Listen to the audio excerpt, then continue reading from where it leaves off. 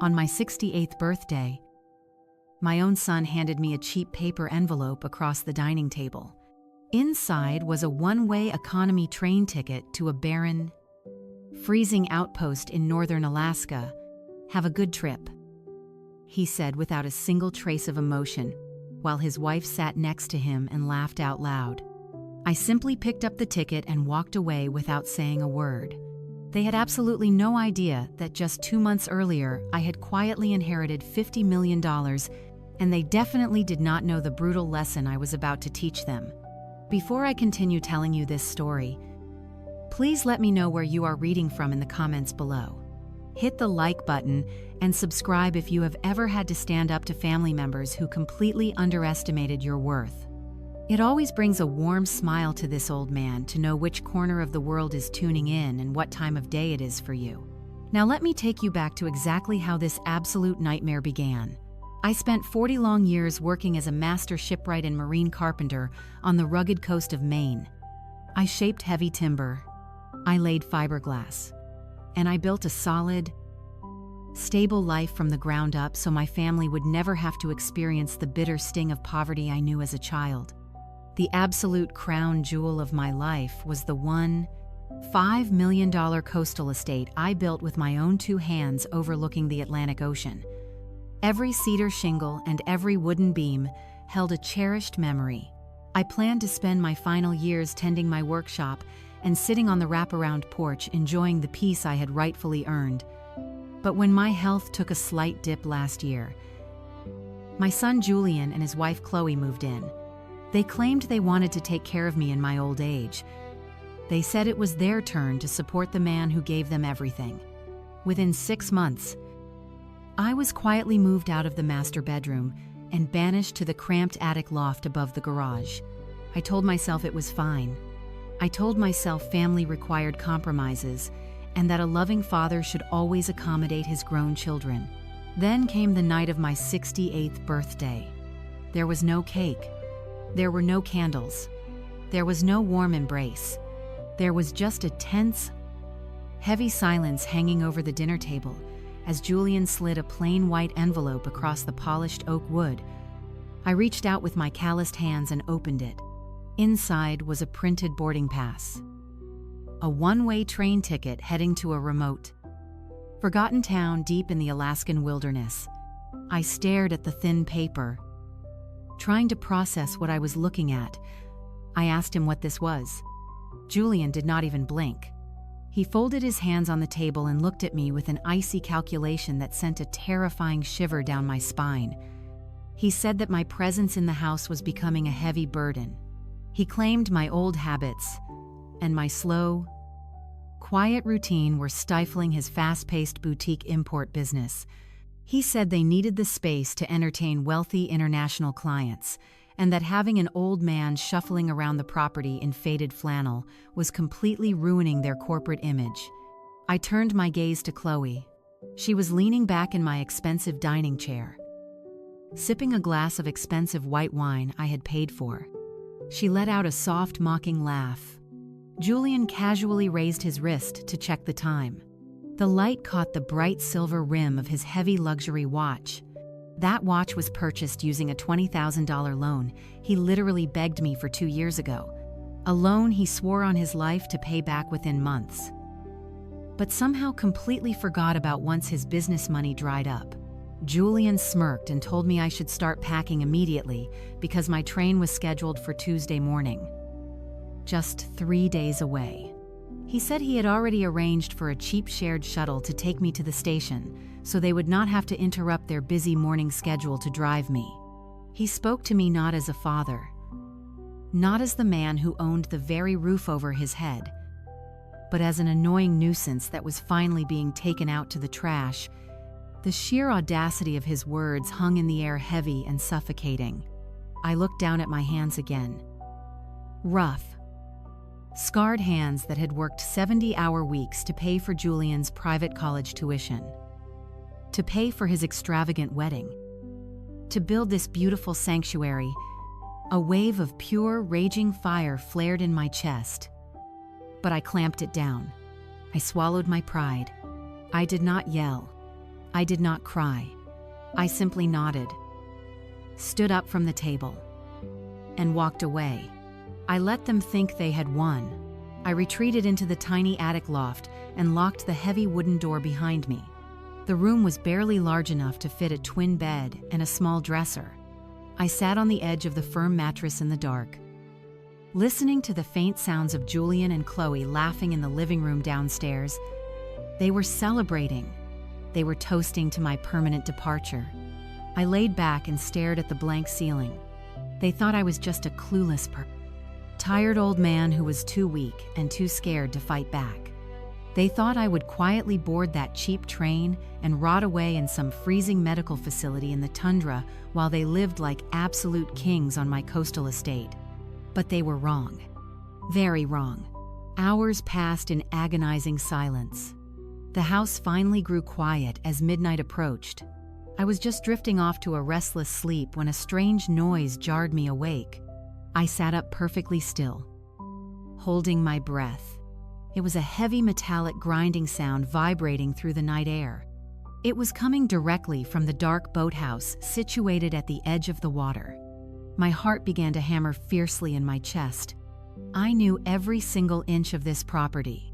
I knew exactly what was down there, hidden beneath a heavy tarp and bolted directly into the solid stone foundation of the boathouse was my old iron sea chest. It was the heavily reinforced vault where I kept my most vital financial documents, including the original deed to the coastal estate.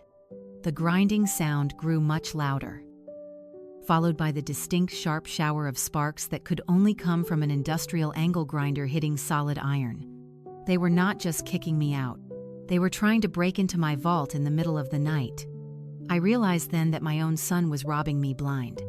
This was no longer just a familial dispute. This was an outright declaration of war. I sat perfectly still on the edge of the attic bed, my heart hammering against my ribs like a trapped bird. The grinding noise from the boathouse echoed through the salty coastal air. It was a deliberate, violent sound. I knew the acoustics of this land better than anyone. I laid the foundation. I framed the boathouse walls. I knew exactly what that sound meant. Someone was slicing through solid iron. I slowly pushed myself up from the mattress. Ignoring the dull ache in my knees, I did not bother to put on my boots. I needed to be completely silent.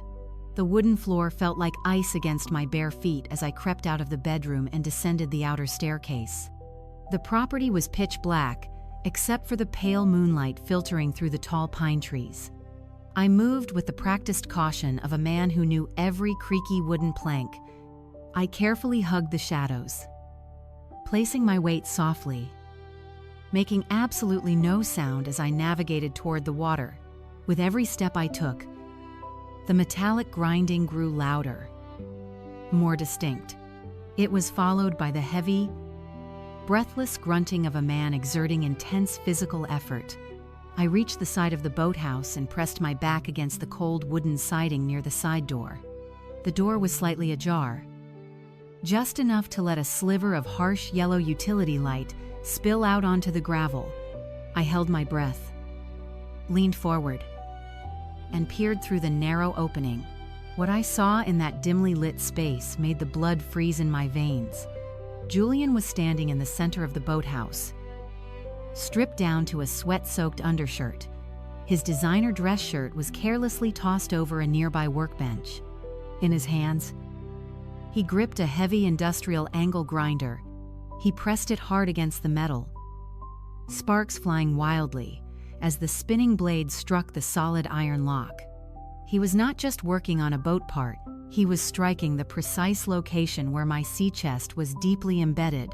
30 years ago, when I first built this estate, I designed that vault to be utterly impenetrable. I dug a deep cavity into the stone, laid a reinforced iron box, and bolted it directly into the bedrock. It was meant to protect our family's most critical documents from coastal storms and thieves. Inside that iron vault lay the original unencumbered deed to this $5 million home, along with my late wife's original wedding ring and our old insurance policies. Julian leaned into the grinder again, cursing loudly as the blade wore down against the high-grade iron. He was panting, wiping sweat from his forehead with the back of his arm.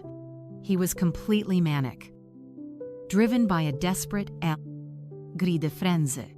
He was trying to shatter the iron shell to expose the locking mechanism.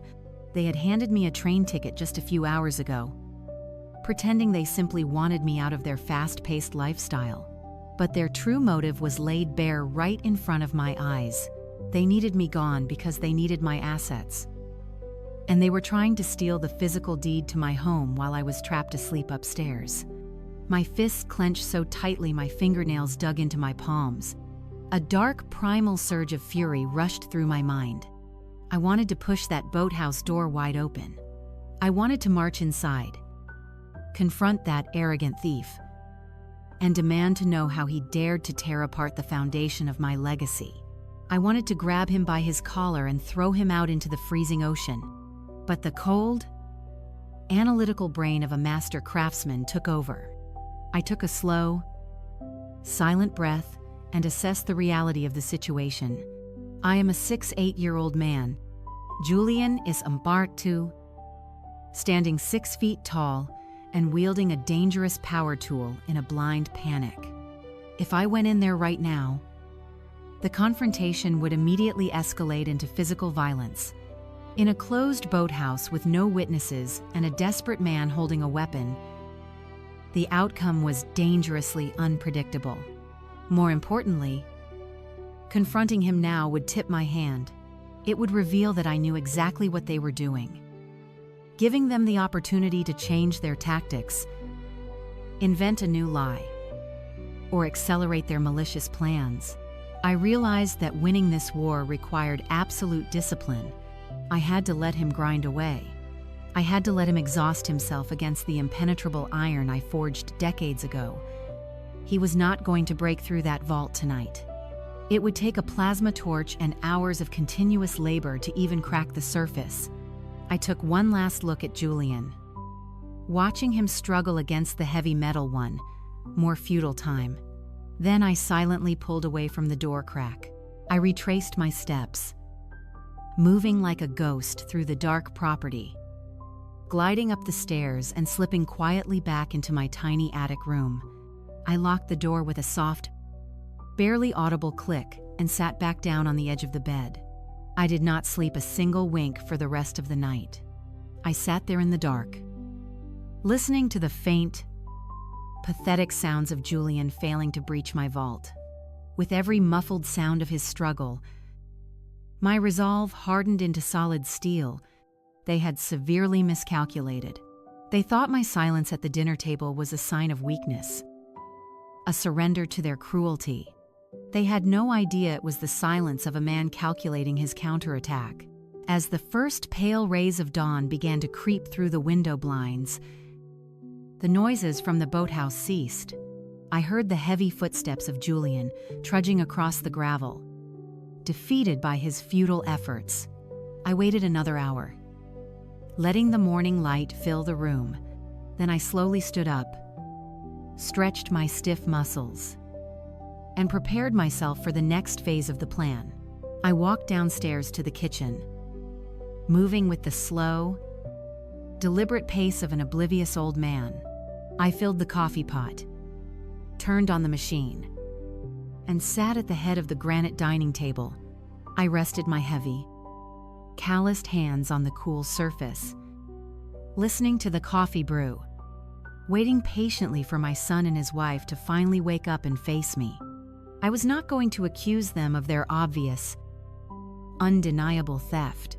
That would be far too easy and entirely unfulfilling for the amount of pain they had caused me. Instead, I would employ a far more effective strategy. I was going to ask an innocent, simple question about the noise and watch them desperately scramble to construct a plausible lie. I wanted to look directly into Chloe's eyes and see exactly how deep her deception went. I sat there alone in the quiet, sunlit kitchen, slowly nursing my first warm cup of black coffee, completely calm, absolutely focused and ready to watch them unknowingly dig their own graves. The morning sun crept across the granite countertops, illuminating the kitchen I had painstakingly remodeled 5 years ago. I sat at the head of the table, wrapping my hands around my mug of black coffee. The house was utterly silent, save for the dripping of the coffee maker. Every shadow, every scuff on the hardwood floor held a piece of my history. I listened closely. Soon, the heavy thud of footsteps echoed from the upstairs hallway. Julian was awake. His dragging steps sounded exactly like a man who had spent the entire night waging a losing battle against industrial-grade iron. Chloe appeared first, floating down the stairs in a pristine silk robe. She breezed into the kitchen, entirely ignoring my presence, and went straight for the refrigerator to pull out her expensive bottled water. Julian followed moments later. He looked miserable. His posture was slumped.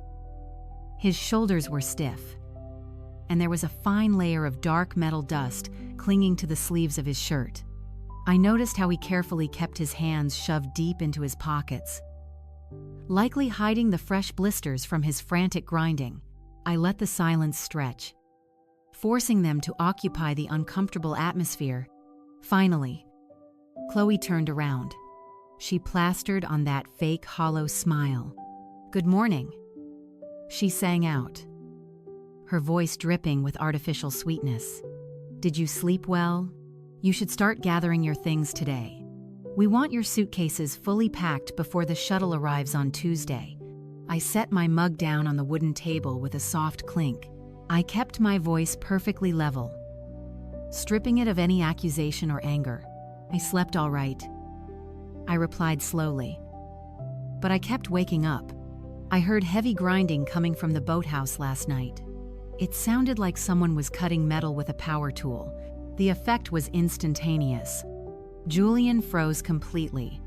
The coffee mug he had pulled from the cabinet slipped from his grasp, nearly crashing to the floor before he clumsily caught it against his chest.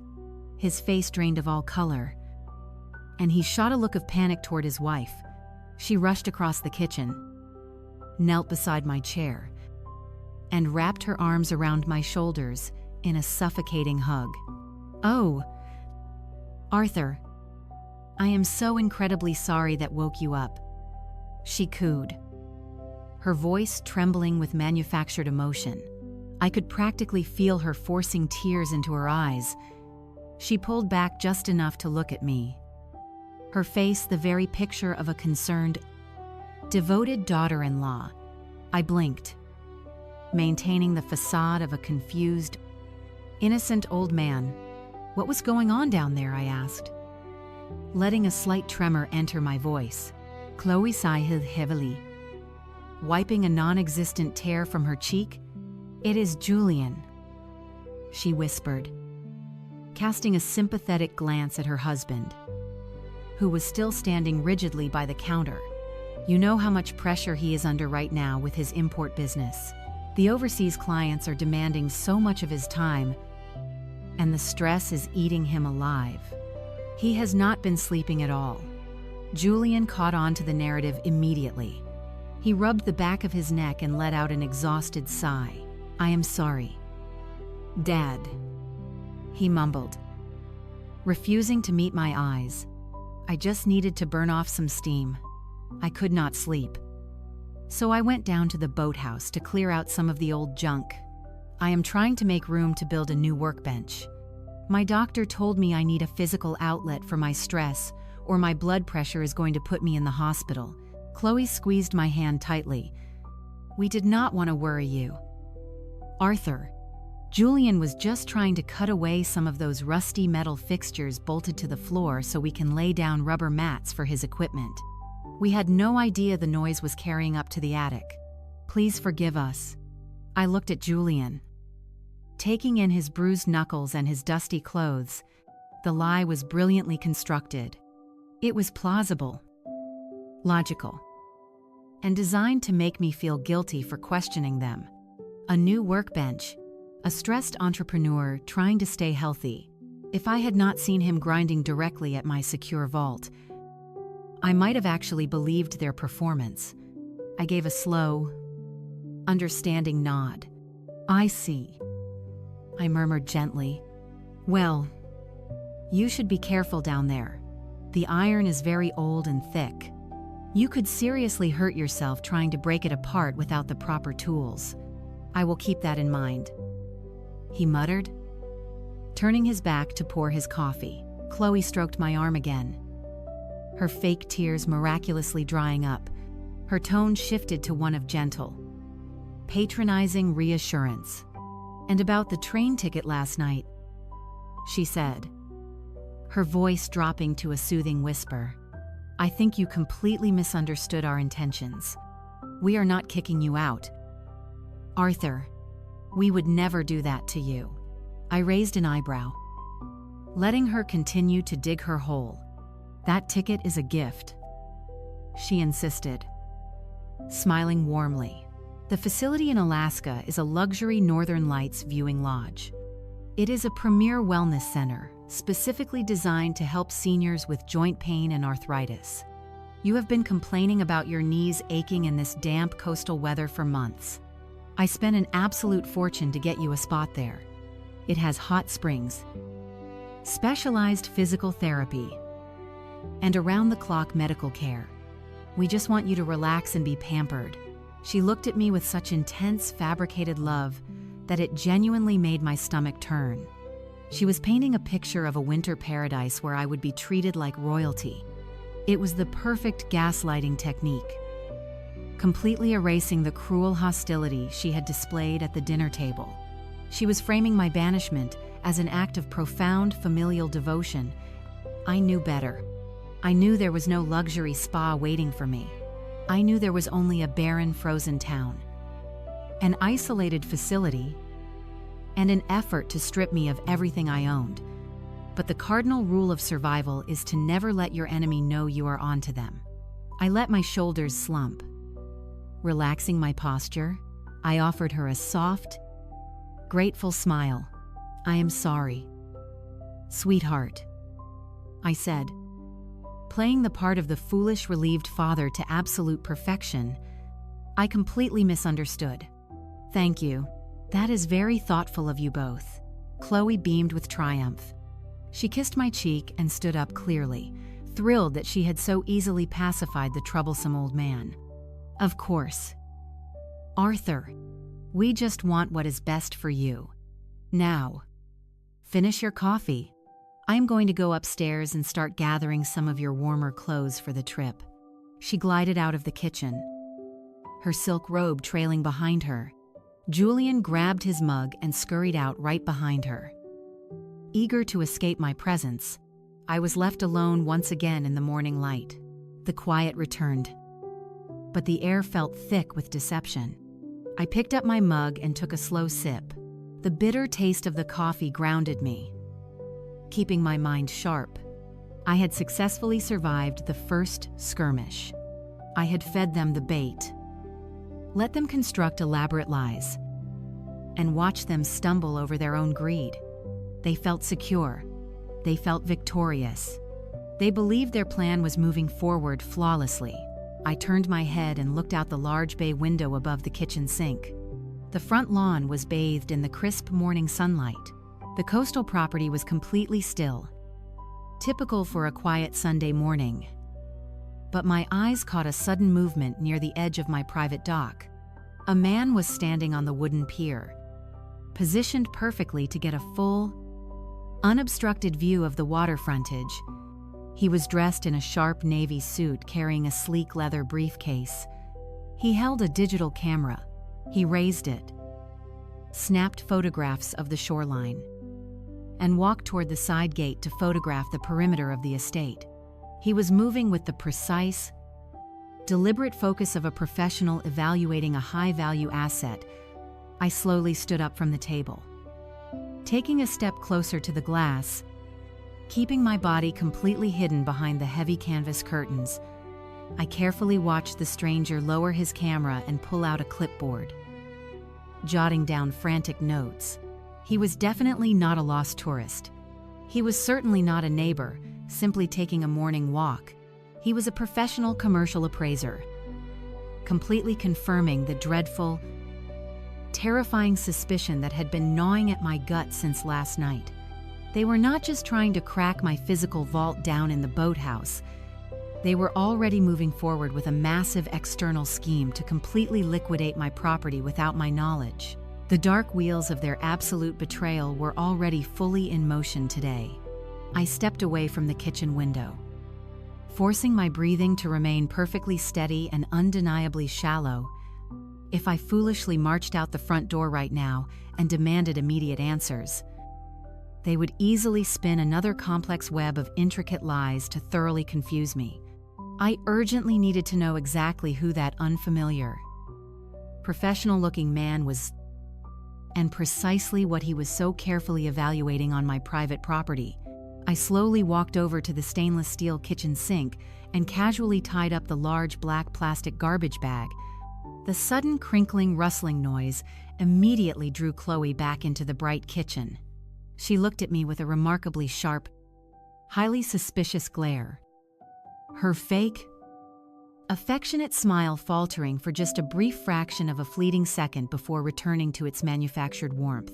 I simply told her I was just taking the heavy trash out to the side bin before the noisy municipal trucks arrived early tomorrow morning. She relaxed instantly, nodding dismissively, and went straight back to meticulously organizing her incredibly expensive herbal teas in the walk-in pantry. I firmly pushed open the heavy oak side door and stepped out into the beautifully crisp Maine morning air. The lingering damp chill deeply seeped into my aging bones, but the pure adrenaline powerfully pumping through my active veins kept me completely focused on the crucial task at hand. I effortlessly hoisted the bulky garbage bag into the large green plastic bin and deliberately let the heavy lid slam shut with a very loud thud to perfectly sell the elaborate illusion. Then I quietly slipped around the perimeter of the brick garage, moving stealthily toward the manicured side path, where I had clearly spotted the unknown stranger. The man in the sharp navy suit was definitely no longer standing on the pier. He had boldly crossed onto my private lawn and was purposefully making his way toward the tall cedar fence that separated the paved driveway from the boathouse. Suddenly, the wooden side door of the main house creaked open. Julian hastily stepped out, looking incredibly anxious and completely frantic.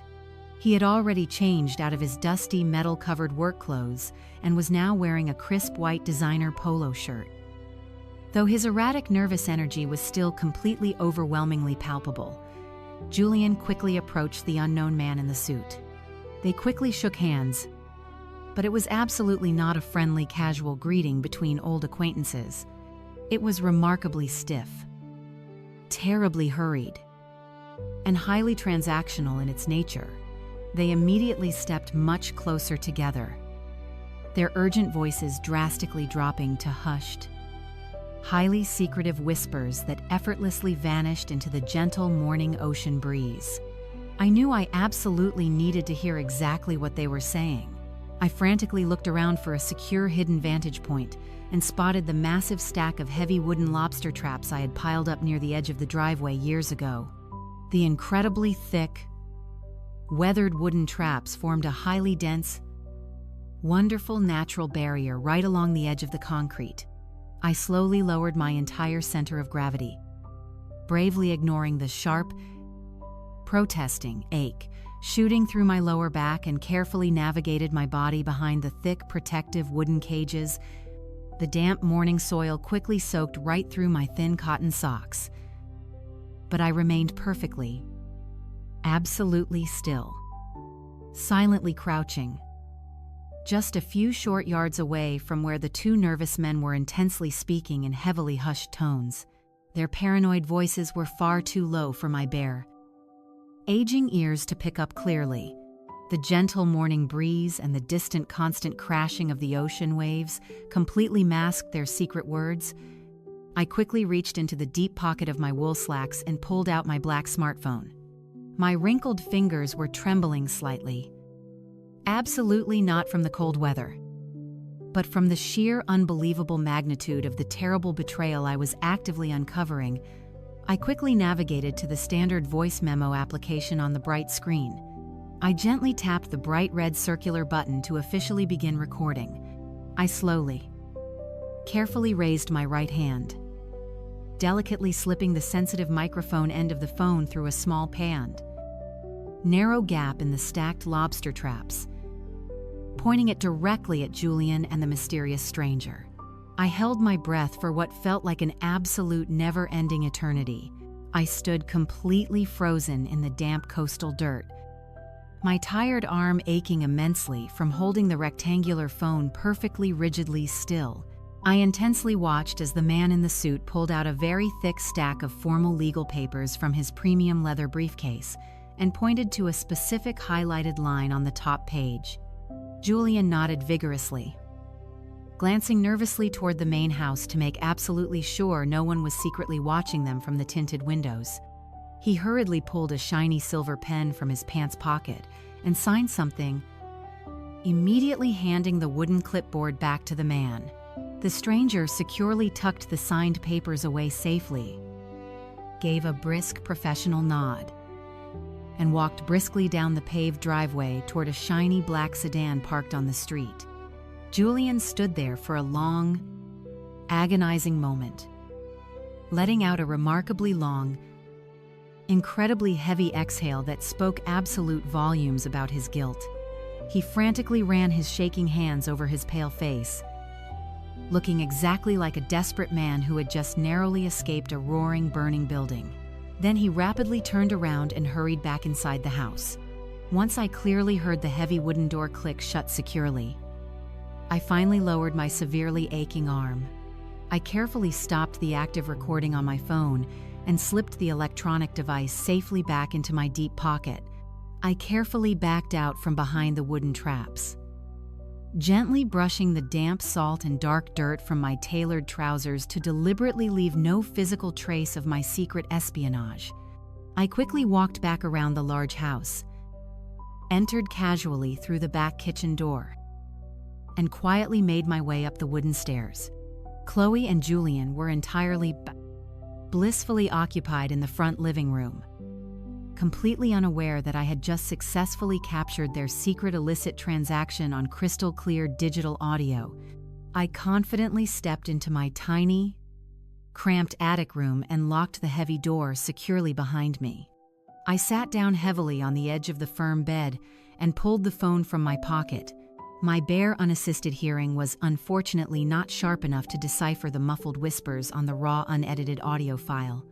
I reached over to the small wooden nightstand, picked up my expensive medical-grade hearing aids, and placed them securely into my ears. I connected the modern Bluetooth feature directly to my smartphone. I confidently swiped the digital volume slider all the way up to its absolute maximum output. I took one final breath and pressed play. The tiny speaker of my phone suddenly crackled with the terribly sharp sound of static, followed immediately by the harsh rustling of damp coastal wind, loudly rubbing against the sensitive internal microphone. I sat perfectly still on the edge of the firm mattress, gripping the device so tightly, my knuckles turned entirely white. For the first few seconds, there was nothing but the heavy rush of morning wind blowing and the distant rhythmic crashing of the waves. Then the voices broke through the interference. Julian spoke first, his tone uncharacteristically anxious. Stripped of all its usual arrogant confidence, he asked a question, his words slightly muffled, but undeniably desperate. He wanted to know if the property value had met the necessary threshold for the commercial zoning permits. The stranger quickly replied in a calm, highly professional baritone voice that resonated clearly through my advanced hearing aids. "The appraisal looks magnificent," the man stated with absolute certainty. "As long as you have the forged conservatorship papers processed, we can finalize the mega marina development purchase by Friday." A long, suffocating silence filled my cramped attic room as the sheer magnitude of those specific words crashed into my mind like a runaway freight train. A mega marina development purchase. My brain, trained by decades of meticulous craftsmanship and careful planning, instantly dissected the horrifying reality of their malicious scheme. I had paid off the heavy mortgage on this coastal estate exactly 15 years ago. I owned every single stone, every wooden pier, and every blade of sea grass, entirely free and clear of any debt. It was the ultimate financial security I had worked my entire adult life to achieve. Now, my own flesh and blood was actively leveraging my pristine waterfront asset to sell out to a commercial mega marina developer. But the massive financial theft was not even the most terrifying part of that short, recorded conversation. It was the mention of the forged conservatorship papers. I had never at any point in my 68 years of adult life signed over total legal control of my affairs to Julian or his wife. I managed my own bank accounts, paid my own property taxes, and handled my own medical decisions with absolute, unwavering independence. For Julian to present a conservatorship to a licensed commercial developer meant only one terrifying thing. He had completely fabricated a legal document and deliberately forged a judge's signature. It was an outright felony, a calculated act of criminal fraud designed to completely strip me of my autonomy. They were not merely trying to secure a fast sale to fund his boutique import business in the city. They were legally erasing my independence. By forging that specific document, they were essentially declaring to the financial world that Arthur Pendleton was no longer capable of managing his own life. The pieces of the puzzle aggressively snapped together with blinding, agonizing clarity. The sudden relocation to the tiny attic room, the constant patronizing tone, the sudden forced eviction to a remote facility in the Alaskan tundra. They needed me physically out of the state, isolated and entirely out of the picture, so they could easily intercept the bank paperwork, sign the final commercial sale documents, and successfully drain the equity from my home without any risk of me walking into a local town hall on a weekday and uncovering their massive, unforgivable fraud. I sat on the bed for a very long time, letting the recording play on a continuous loop until the battery life indicator on my phone dipped dangerously into the red warning zone. I did not shed a single tear. I did not feel the familiar, heavy weight of parental sorrow that usually accompanies a truly deep, agonizing familial disappointment. Instead, my chest filled with an incredibly cold, deeply analytical resolve. I was a master shipwright.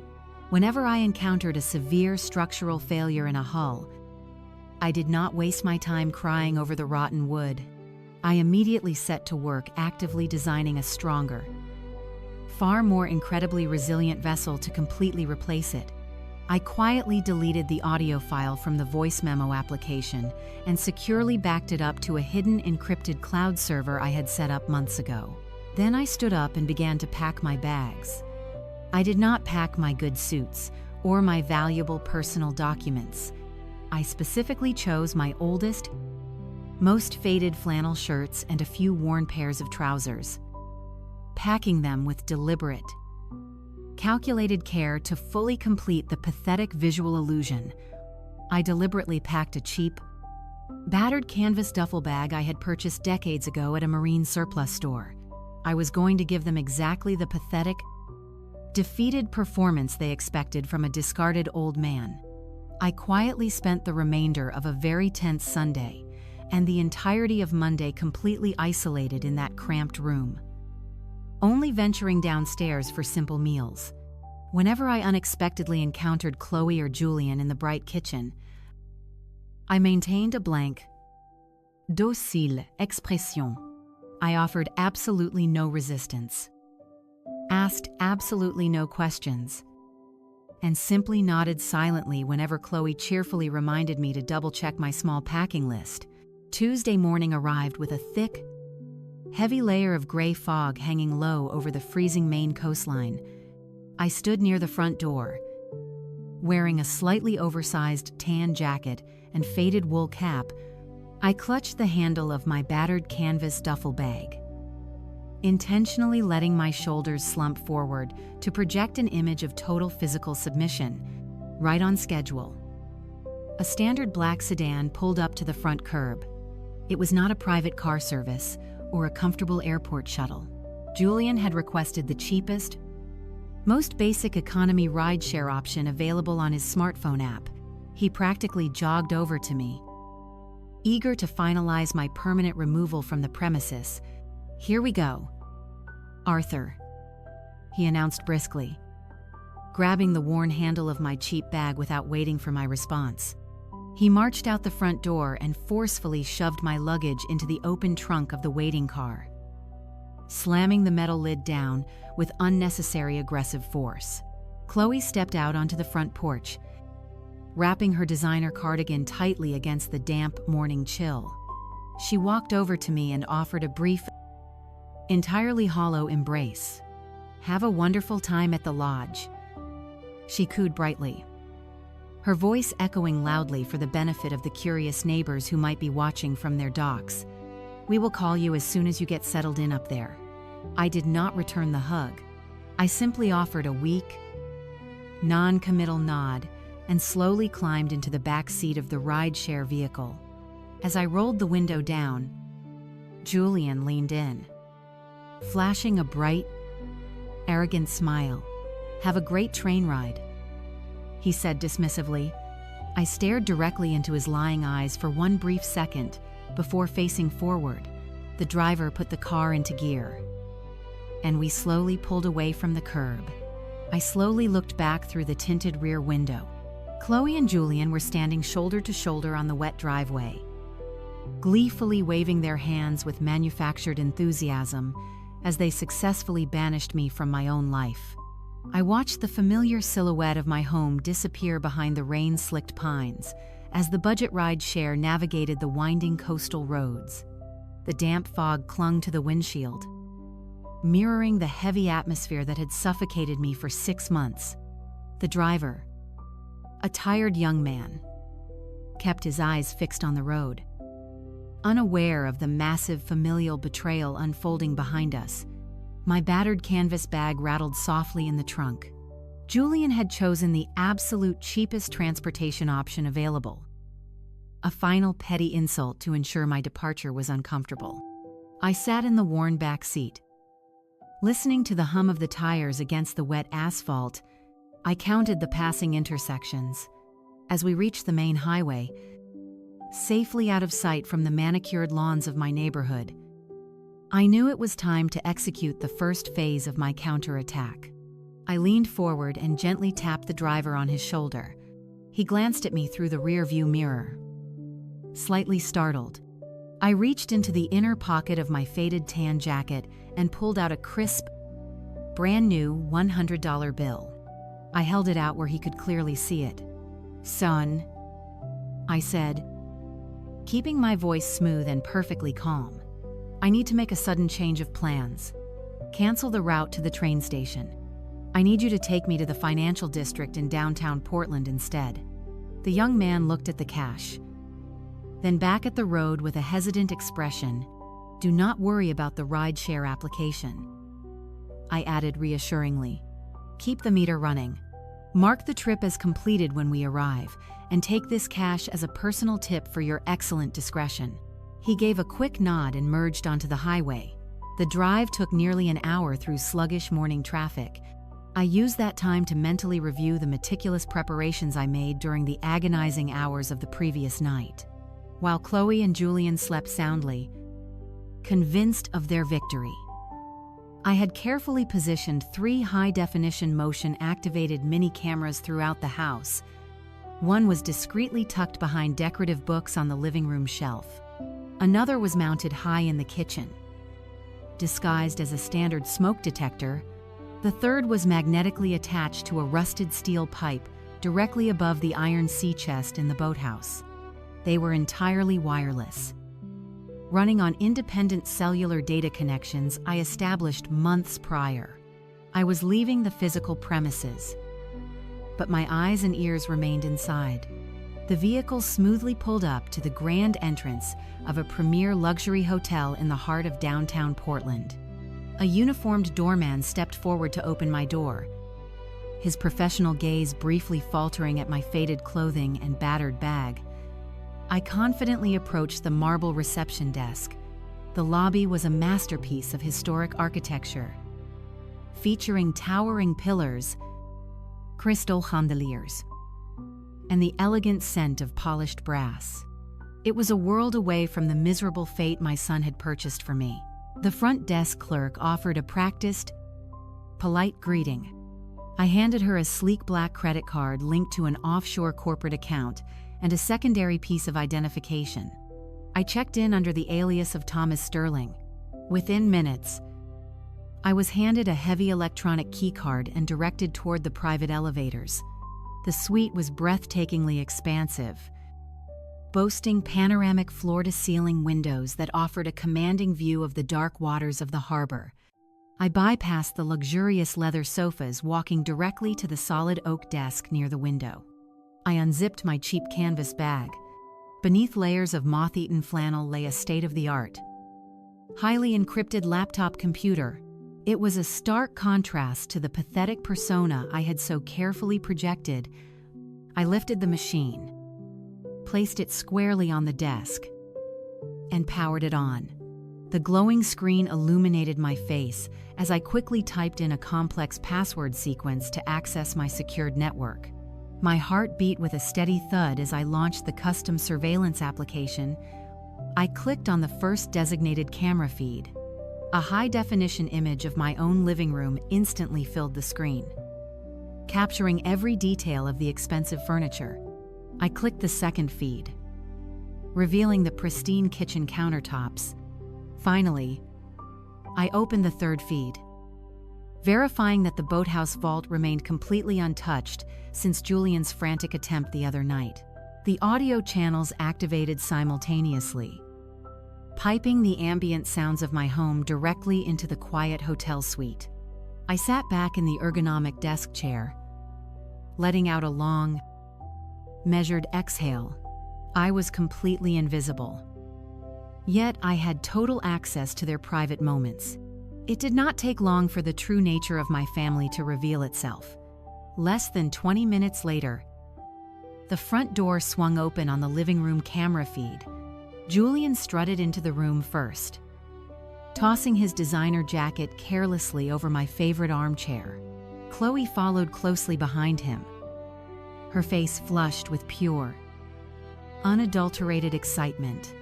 The fake loving daughter-in-law persona evaporated entirely the moment my rideshare vehicle pulled away. She looked absolutely thrilled, practically vibrating with a toxic, triumphant energy. Julian walked straight to the custom wine cooler built into the kitchen island. I watched the second camera feed as he pulled out an expensive bottle of imported champagne I had received as a retirement gift years ago. He grabbed 2 crystal flutes and marched back into the living room. Chloe was already sitting on the sofa, scrolling rapidly through her smartphone. Julian popped the cork with a loud bang that echoed sharply through my laptop speakers. He poured the bubbling liquid and handed a glass to his wife. "To a highly profitable future," he announced loudly. A sickening smirk plastered across his face. Chloe raised her glass, clinking it against his with a crisp sound. "And to the permanent end of faded flannel and old man smells in my pristine house," she replied, taking a satisfying sip. She leaned back and laughed, a cold, hollow sound that completely lacked any human empathy. "Can you believe how incredibly easy that was?" she asked, shaking her head. "He just took the ticket and left. He did not even argue. He is completely spineless. I genuinely thought we would have to force him onto the train." Julian swallowed his champagne in one large gulp. "He is a pathetic relic, Chloe, but it does not matter anymore. The house is completely empty. The old fool is on his way to a chemical prison in the middle of nowhere, and by this time tomorrow, the appraiser will sign off on the final valuation. Once the developer clears the commercial zoning paperwork, we will have enough liquid cash to pay off the immediate interest on my business loans and keep those aggressive debt collectors off our backs." We are officially in the clear. I sat in the luxurious hotel suite completely motionless. Hearing my own son gleefully celebrate my forced exile should have broken my heart into a million irreparable pieces. Any normal father would have completely collapsed under the crushing weight of that ultimate betrayal. But the man sitting in front of that laptop was no longer a forgiving father. The man in that chair was a seasoned, highly analytical master craftsman watching a severely compromised hull prepare to collapse. Their arrogance was their greatest vulnerability.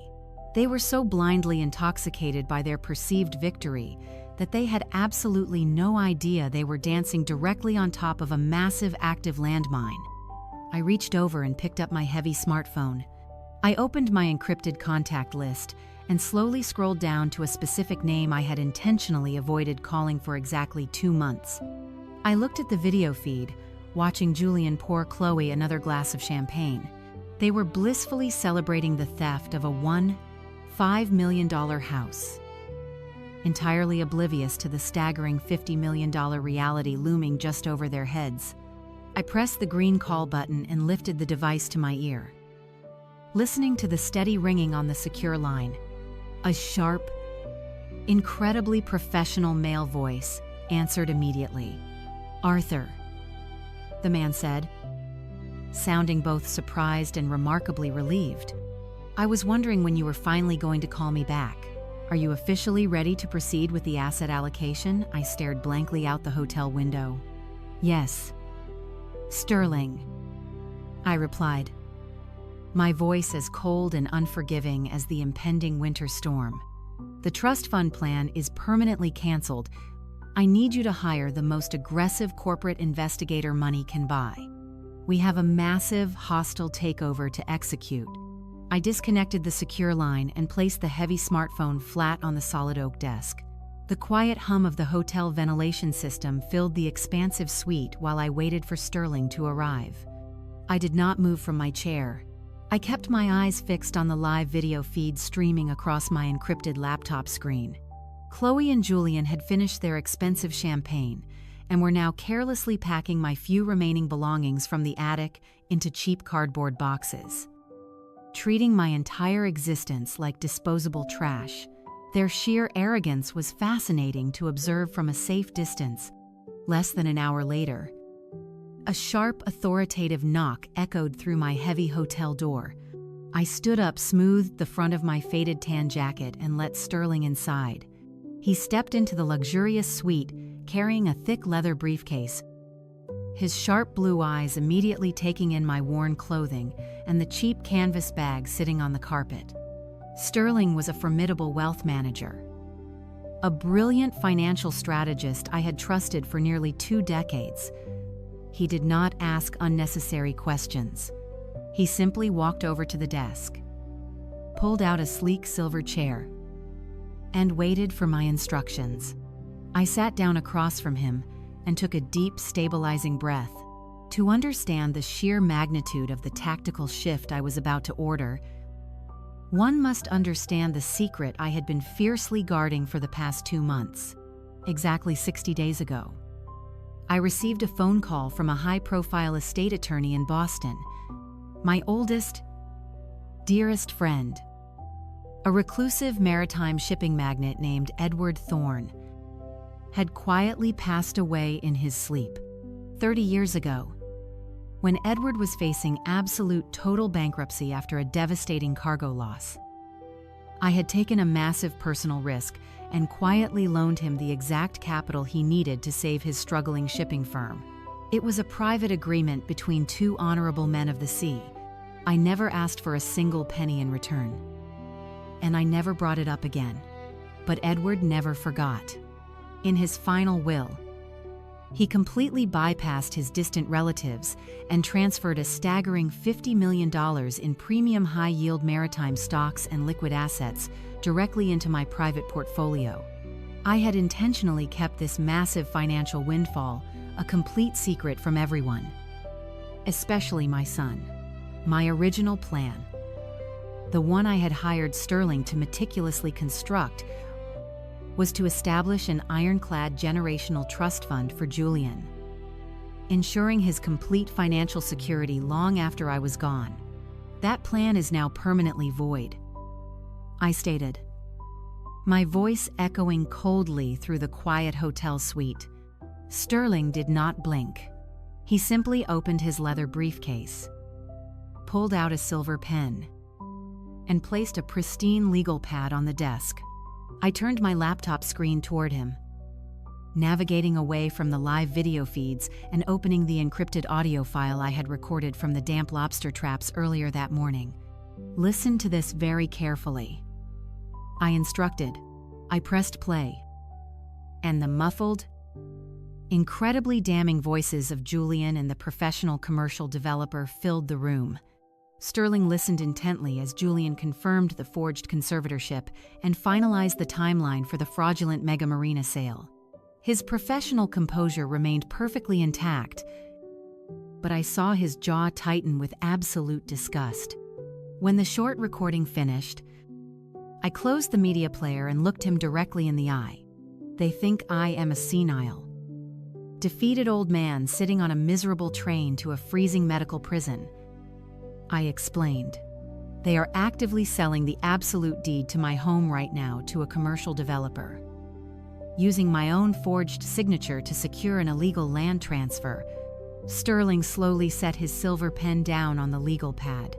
The implications of that audio recording were massive, and he instantly understood the exact legal and financial warfare I was preparing to unleash. Arthur. He began, his tone meticulously measured and dangerously sharp. If we take this raw audio directly to the local police or file an immediate injunction in state court, it will become a very long, incredibly messy public spectacle. Julian will hire aggressive defense attorneys. They will claim the recording was obtained illegally, and they will drag your name through the mud for years. But he paused, a cold, calculating smile slowly spreading across his face. With the $50 million in highly liquid assets currently sitting in your offshore portfolio, we do not need to rely on the slow, tedious grinding of the local court system. We have the unprecedented capital to handle this entirely on a corporate level. We can bypass the emotional drama completely and absolutely crush him on a financial battlefield where he has zero defensive leverage. You have the power to destroy his entire world without ever stepping foot inside a traditional courtroom. I leaned forward, resting my elbows on the solid oak desk. Explain the tactical approach, I demanded. Sterling opened a thick navy folder and pulled out a stack of heavily redacted financial reports. I have been quietly monitoring the broader market trends surrounding Julian and his highly publicized boutique import and export business, he explained. Tapping a sharp fingernail against the top document, he projects an image of massive success, driving leased luxury vehicles and hosting lavish client dinners. But the underlying reality is significantly different. His primary company has been silently hemorrhaging capital for the past 18 months. He has overextended his credit lines, severely mismanaged his initial shipping contracts, and alienated his core distribution team. He is absolutely desperate for a massive, immediate cash injection to prevent a total catastrophic corporate collapse by the end of the current fiscal quarter. That is exactly why he is frantically trying to steal the equity out of your home. He needs your money to cover his massive corporate debts before his federal regulators discover the truth and officially indict him. His entire professional reputation is hanging by a remarkably thin, terribly fragile thread. The sheer audacity of his scheme was staggering. He was not just selling my home to fund a luxurious lifestyle. He was desperately trying to plug a massive sinking ship using my life's work as the fragile cork. I looked at the live video feed still running quietly in the background of my computer screen. Julian was now sitting on my expensive leather sofa, laughing as he tossed my favorite vintage maritime jacket into a black plastic trash bag. My resolve hardened into an impenetrable wall of solid steel. I turned back to Sterling. my mind executing complex tactical maneuvers with absolute precision. I do not want him merely arrested for petty real estate fraud, I stated, my voice dropping to a dangerous, unwavering register. I want his entire corporate structure systematically dismantled piece by very small piece. I want you to hire the most ruthless, thorough corporate investigator money can buy. I want them to completely dissect his entire financial life. Find every hidden debt, every toxic asset, every illegal shortcut he took to keep his pathetic company afloat. I want to buy his debt, leverage his failures, and take complete, undeniable ownership of his entire miserable world. Make no mistake, I will leave him with absolutely nothing by tomorrow. I lowered the phone and placed it on the desk, disconnecting the line with Sterling. The silence of the luxurious hotel suite rushed back in. Outside the windows, the Portland afternoon was rapidly surrendering to a deep twilight.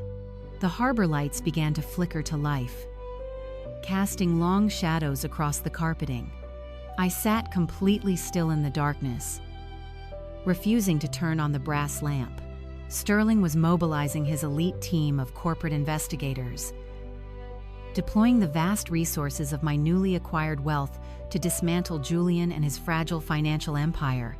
The wheels of absolute retribution were now turning redis, and the redis, while the professional mercenaries did their highly compensated work, I was left to sit in the suffocating quiet anchored to the screen of my encrypted laptop. I had to bear witness to the immediate aftermath of my fabricated departure. I had to see how quickly my treacherous son and his desperate wife would move to erase my existence from the home I built with my own two hands. I leaned forward, the pale blue light of the computer monitor illuminating my tired face. I maximized the video feeds from the discrete cameras I had hidden the previous night. The first camera, mounted high above the living room bookshelf, provided a sweeping view of the main floor. The house appeared momentarily peaceful, bathed in the soft glow of the recessed lighting. But the deceptive tranquility was violently shattered just a few moments later. Heavy footsteps echoed up the stairs from the boathouse, followed by the high-pitched sound of Chloe laughing. It was not a warm or joyful sound. It was the sharp, grating cackle of a predator, intoxicated by its own perceived cleverness. They marched directly into the frame, completely oblivious to my silent presence. Julian was dragging a massive roll of heavy-duty black plastic garbage bags. He dropped the heavy roll onto my woven rug with a loud thud. Chloe clapped her hands together, bouncing on the balls of her feet. She pointed a manicured finger toward the hallway that led to the attic stairs. It was the space I had occupied for the last year, a quiet refuge filled with my tools and memories. Let us start in the attic loft, Chloe commanded, her voice ringing with sickening enthusiasm. I want every single trace of his depressing, outdated junk completely cleared out before the demolition crew arrives to survey for the mega marina. Julian nodded obediently, tearing two large black plastic bags from the heavy roll and handing one to his wife. They disappeared up the stairs. Stepping out of the living room camera view, I quickly switched my active feed. Pulling up a secondary view, I had hacked into the upper hallway. The high-definition lens captured the narrow corridor. My heart tightened into a hard knot as I watched them invade my private sanctuary. Chloe immediately marched over to the small oak dresser, completely ignoring the framed photographs of my late wife. With a swift, careless sweep of her arm, she knocked my carefully organized belongings directly into the black plastic bag. Old compasses, sentimental carving knives, and cherished nautical books cascaded into the dark void, treated as nothing more than worthless debris. Julian was equally ruthless, indiscriminately clearing out the small closet, dumping my heavy work coats and comfortable boots into his own swelling garbage bag. They moved with a frantic energy, eager to wipe away the history of the man who had provided them with absolutely everything. Then the true, unforgivable desecration began. Chloe moved gracefully toward the large cedar sea chest resting at the foot of the small bed. It was a beautiful, handcrafted piece of furniture I had built for my late wife on our first anniversary. Chloe flipped the heavy wooden lid open. Peering inside, she let out a loud theatrical sigh of absolute disgust. She reached down into the deep chest and pulled out a thick, beautifully patterned wool blanket. My breath hitched in my throat. My late wife had spent hundreds of hours meticulously knitting that blanket by hand, carefully weaving together vibrant colors that told the story of our life on the coast. It was a masterpiece of devotion, a tangible manifestation of her enduring love.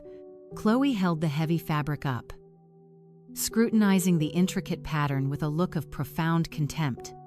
"This is absolutely hideous," she declared, her voice dripping with cruel mockery.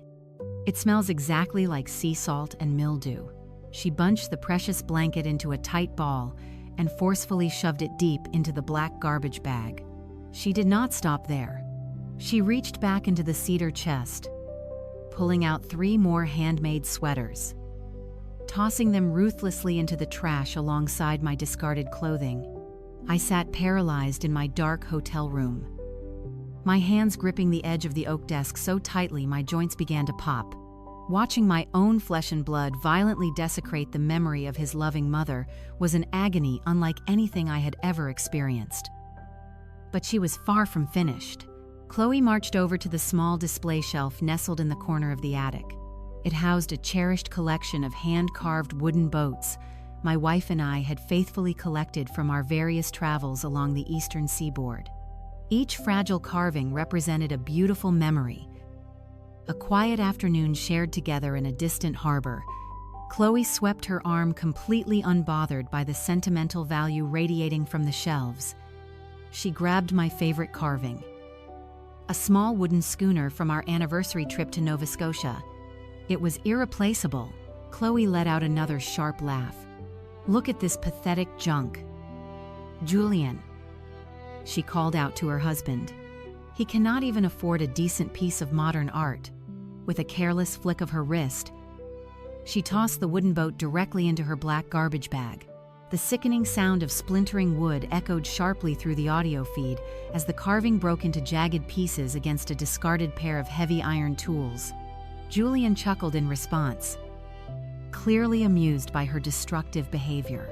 "Just throw it all away, Chloe," he encouraged, tying a tight knot at the top of his overflowing plastic bag. "We are going to completely bulldoze this entire property into a massive commercial dock. We do not need any of this depressing garbage dragging down the negotiation process." Chloe nodded enthusiastically. Sweeping the remaining wooden carvings from the wooden shelves, the continuous, agonizing sound of shattering wood filled my hotel room, creating a horrible symphony of total disrespect. They were methodically happily erasing the beautiful legacy of the woman who had brought Julian into this world. They were gleefully destroying the physical remnants of a loving marriage simply because it stood in the way of their selfish insatiable greed. The emotional pain radiating through my chest was incredibly intense. A sharp, suffocating pressure that threatened to break my rigid composure. But as I watched them drag the heavy garbage bags out of my attic room, the agonizing sorrow abruptly vanished. It was entirely replaced by an incredibly pure, highly concentrated anger. It was a cold, calculating fury that completely overrode any lingering parental hesitation. They were no longer my family. They were hostile intruders occupying my property, and they needed to be systematically eradicated from my life. I watched the living room camera feed as they dragged the massive black bags toward the front door, leaving dark scuff marks across the hardwood floors. I had seen enough. I had witnessed the true, unvarnished darkness residing deeply within their corrupt souls. I reached out and closed the video application, plunging the hotel room back into total darkness, save for the pale glow of my computer desktop. I leaned back in my chair, staring blindly at the wallpaper, my mind rapidly calculating the precise trajectory of their impending ruin. Sterling and his elite team of ruthless investigators were out there right now, aggressively hunting for the necessary ammunition to completely sever Julian's corporate lifeline. Every second that passed brought them closer to absolute destruction. The silence of the hotel suite stretched on for exactly 3 more slow hours. The city outside my window grew completely dark, illuminated only by the sprawling grid of harbor lights and passing ferries. I did not move. I did not order dinner. I simply sat there waiting for the necessary intelligence to arrive. Suddenly, the very sharp, distinctive ping of an incoming email shattered the atmosphere of the room. My eyes darted to the corner of the laptop screen. An encrypted notification banner appeared, indicating a highly confidential message from Sterling. I moved the cursor and clicked the urgent notification. Bringing the email server to the front, I scanned the sender information, confirming it was the private address of my wealth manager. Then my eyes locked onto the subject line: Urgent Julian's financial liabilities and the Alaskan facility. I clicked the bold text of the subject line, my index finger pressing firmly against the smooth trackpad of my laptop. A heavily encrypted attachment materialized on the screen, bearing the official seal of the premier corporate investigation firm Sterling had retained just a few hours prior. The file was massive, containing hundreds of pages of meticulously gathered financial data, deeply buried bank statements, and hidden corporate records. Sterling had already sent a message that he was returning to my suite. Within minutes, he knocked and entered, immediately pulling his silver chair closer to the solid oak desk. His sharp blue eyes locking onto the glowing monitor, with absolute unwavering focus, I slowly opened the primary document. A highly detailed executive summary that promised to completely unravel the pathetic, fabricated life of my arrogant son. The sheer volume of information was staggering, but the investigators had brilliantly synthesized the chaotic data into a clear, undeniably horrifying narrative of absolute ruin. We began reading the first section, which focused entirely on the supposed boutique import business Julian had been loudly boasting about for the past 4 years. He had always presented himself as a visionary logistics expert, a brilliant mind on the verge of revolutionizing the shipping industry. He wore custom-tailored suits, drove leased luxury vehicles, and constantly hosted incredibly lavish dinners for prospective international clients. However, the stark reality presented in the investigator's report revealed a completely different, deeply disturbing truth. The import company was nothing more than an empty, hollow shell. There were absolutely no legitimate cargo manifests. There were no actual shipping fleets, no active warehouses, and no tangible products to sell. Julian had simply rented premium office space in a high-rise building, hired a few attractive receptionists to maintain appearances, and spent his entire day aggressively laundering money and pitching a non-existent global supply chain to unsuspecting investors. Sterling leaned forward, his professional composure tightening into a mask of pure, concentrated disbelief as he analyzed the complex flow of capital. This is not just a failed business venture. He stated, his voice remarkably low and chillingly serious. This is a massive, meticulously structured international smuggling and money laundering front. He pointed to a detailed flowchart tracking millions of dollars moving rapidly between dozens of different offshore banking accounts. Julian had spent the last 3 years actively defrauding wealthy individuals and moving illicit funds. He would secure a massive initial investment promise, a guaranteed highly lucrative return on imaginary cargo, and then immediately use that fresh capital to fund his own extravagant personal lifestyle while washing dirty money for dangerous clients. When the original investors eventually demanded to see their promised profits, Julian would desperately hunt for new victims, using their fresh money to quietly pay off the older debts and keep the entire fraudulent operation afloat. It was a classic, devastatingly destructive cycle of financial manipulation, and it was entirely unsustainable. I stared at the screen, my mind rapidly processing the sheer scale of his incredible deception. Chloe had clearly been funding her endless shopping sprees, designer wardrobes, and luxury vacations with stolen N-5. Highly illegal money. But a laundering scheme of this magnitude always required a constant massive influx of fresh capital to prevent a total collapse.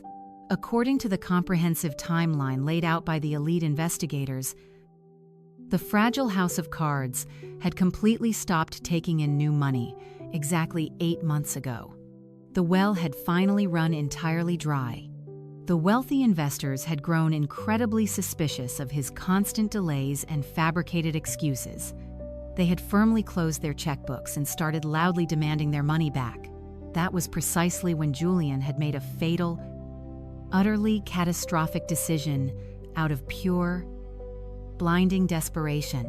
Unable to secure legitimate funding from reputable financial institutions, Julian had sought out incredibly dangerous, highly illegal alternative lending sources. Sterling scrolled down to the third section of the report, his eyes scanning the dark, hidden underbelly of his financial liabilities.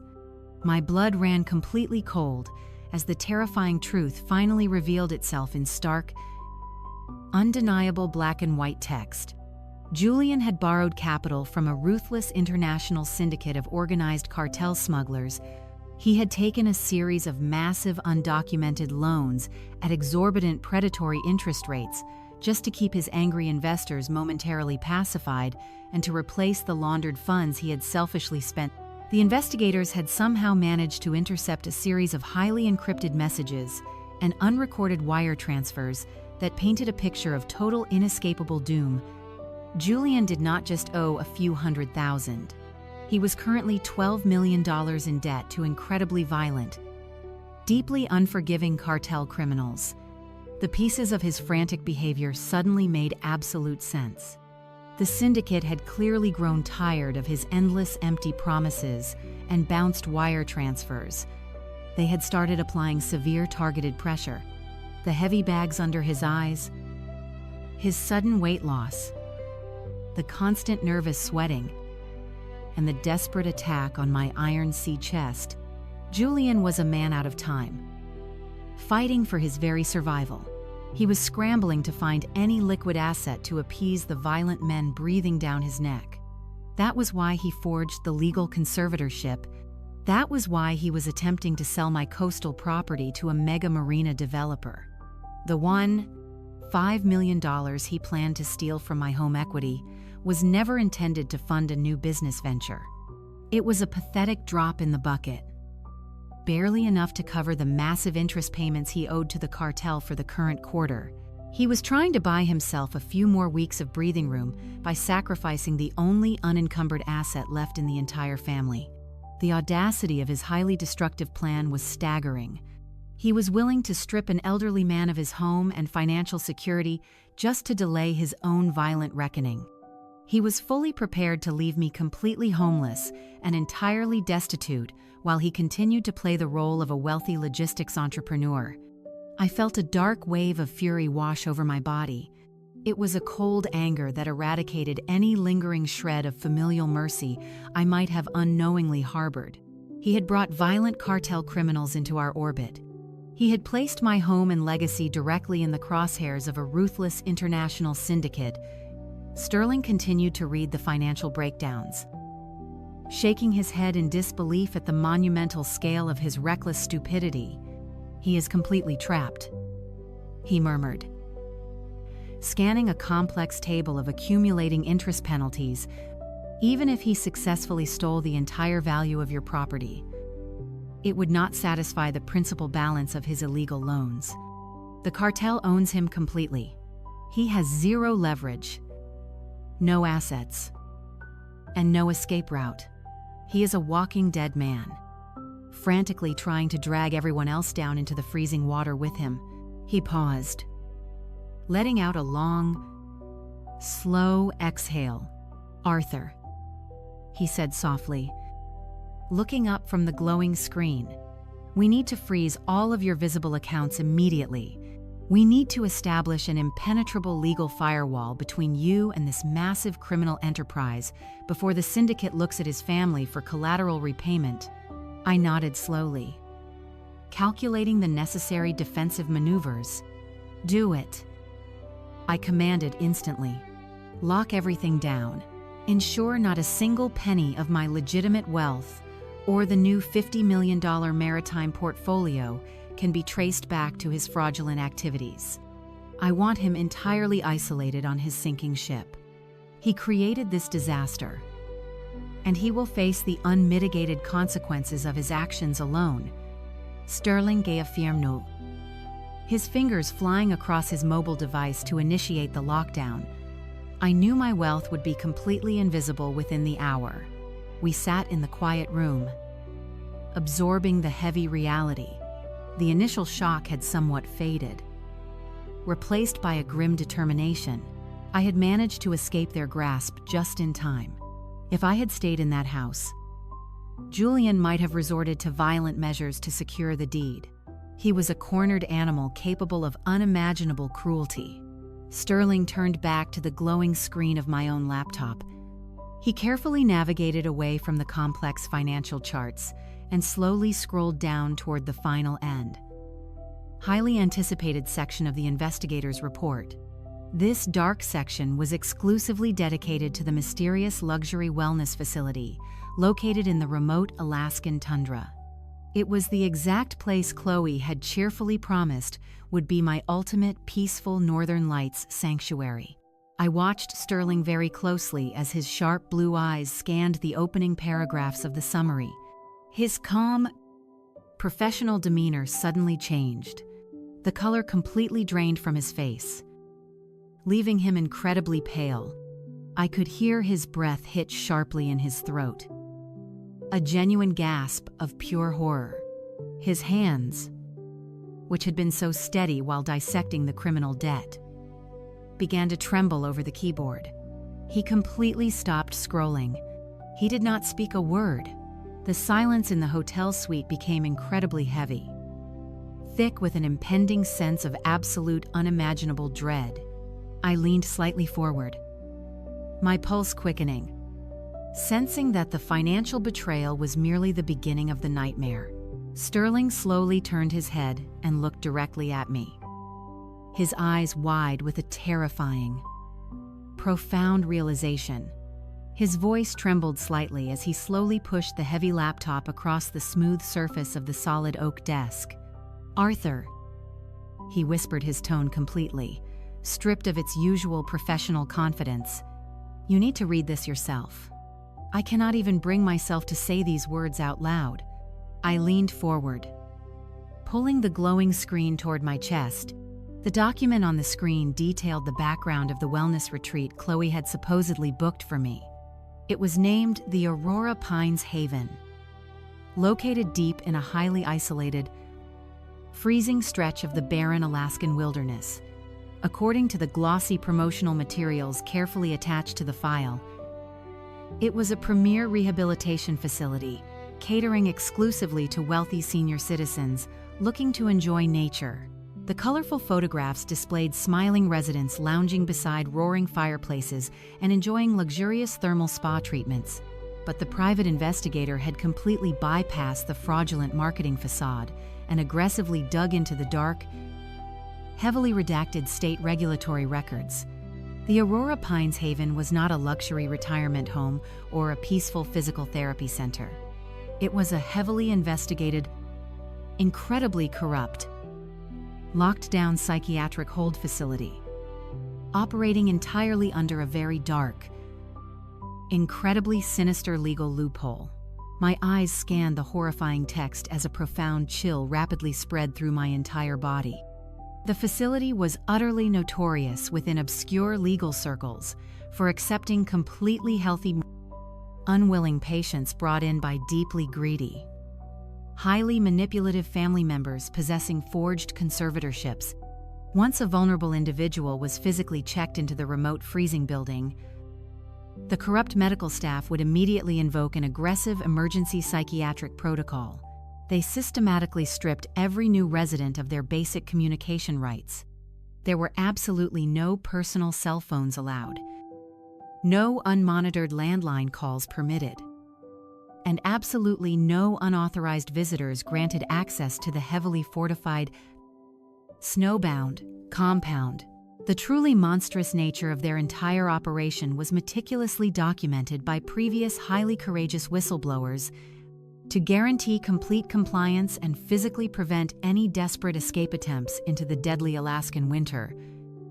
The institution aggressively dosed their captive patients with incredibly heavy, mind-altering antipsychotic medications. The potent chemical cocktails were specifically designed to instantly induce a permanent state of severe debilitating lethargy and deep cognitive confusion. They were actively creating the exact symptoms of advanced dementia in perfectly healthy adults. The terrified patients were essentially transformed into freezing, entirely helpless shadows of their former selves, completely incapable of formulating any coherent thoughts or sentences. My stomach violently churned as the true, unvarnished depth of Chloe's malevolent plan finally washed over my shocked mind. She had not simply picked a random, inconvenient location to safely store me. While Julian systematically liquidated my immense coastal assets, she had specifically intentionally chosen a brutal chemical prison where my mind would be completely, deliberately erased. Once the strong medication rendered me entirely docile and completely unable to effectively speak for myself, Chloe would calmly step forward as the deeply concerned daughter-in-law. She would confidently use my sudden medically induced decline to definitively validate their forged conservatorship. It was a brilliantly terrifying strategy, designed to perfectly shield their massive theft behind a solid wall of seemingly legitimate medical authority. Any future investigation into the suspicious Mega Marina sale would immediately hit an impenetrable dead end. The commercial investigators would simply find a tragically incapacitated old man currently residing in a heavily secured psychiatric ward, entirely unable to confirm or deny any knowledge of the massive land transfer.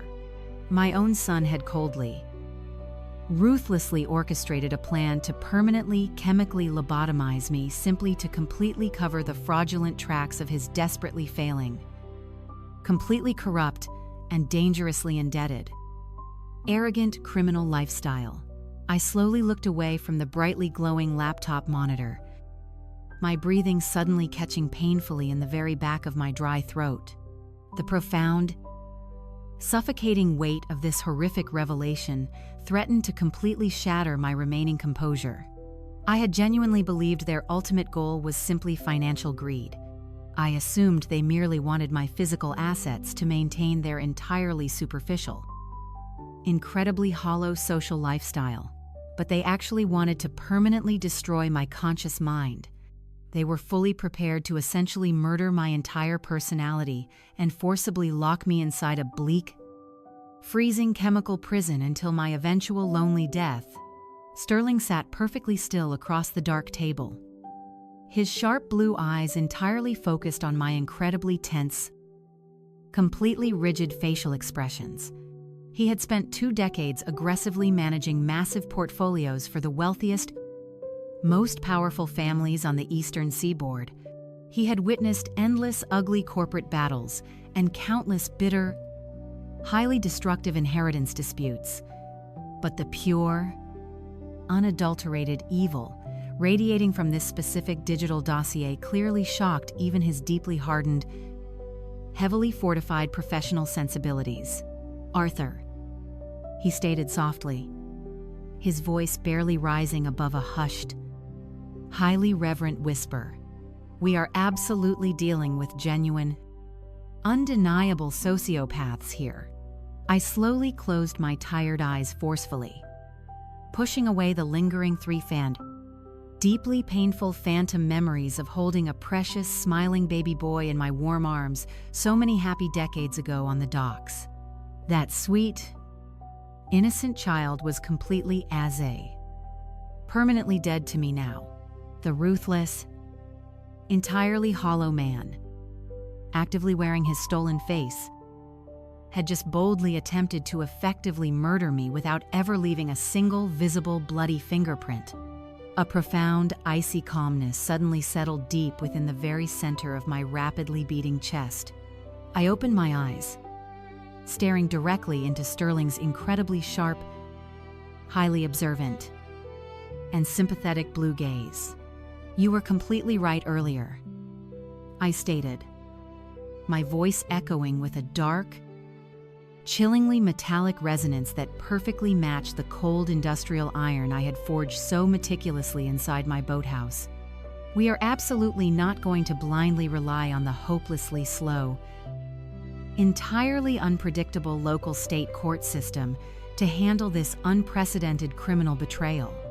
The standard legal justice system is far too gentle, far too forgiving for the specific type of absolute catastrophic ruin I now require. We are going to aggressively, systematically obliterate their entire miserable world using the absolute full, unyielding weight of my massive capital." Sterling sat perfectly straight, vigorously nodding his complete, unwavering professional agreement. He rapidly pulled out his encrypted smartphone and immediately began typing a series of highly secure, highly urgent messages to his elite team of ruthless financial mercenaries. "I want absolutely every single scrap of their hidden cartel debt completely purchased by our offshore holding companies before midnight tonight," I commanded smoothly. "I want those violent, deeply unstable smugglers permanently bought out and entirely removed from the active equation. Julian will no longer owe his massive, staggering financial obligations to anonymous, violent thugs hiding in the dark international underworld. He will owe every single crushing, unpayable penny directly to me," I continued, my voice entirely devoid of any lingering human warmth. "Once we securely hold all of his massively overextended promissory notes, we will legally, ruthlessly collapse his entire hollow import business before the morning sun officially rises. We will loudly notify his remaining highly frustrated legitimate investors of his incredibly reckless, thoroughly illegal financial behavior. His carefully cultivated, totally fraudulent professional reputation will be violently fraudulent, instantly eviscerated across the entire maritime business community. He will be utterly unemployable, entirely bankrupt, and totally trapped beneath a mountain of impossible debt." Sterling finished executing the complex digital orders and placed his smartphone firmly onto the oak desk. "It is already done, Arthur," he confirmed smoothly. "The heavily funded acquisition teams are actively securing the international corporate debt right now.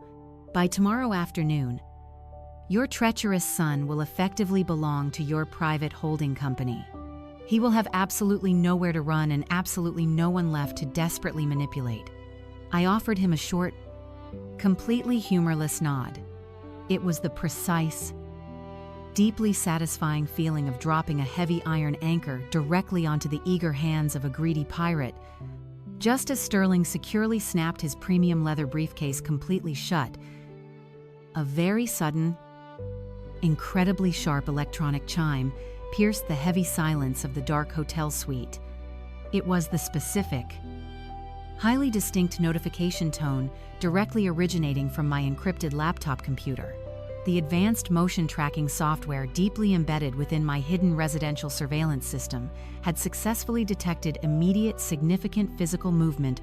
I quickly spun my comfortable ergonomic chair directly toward the glowing monitor. The tiny camera carefully hidden within the vast living room bookshelf had automatically triggered a live, high-definition audio and visual recording sequence perfectly on cue. I quickly moved the mouse and immediately clicked on the blinking red notification tab, instantly expanding the crystal-clear live video feed to fully cover the entire digital screen.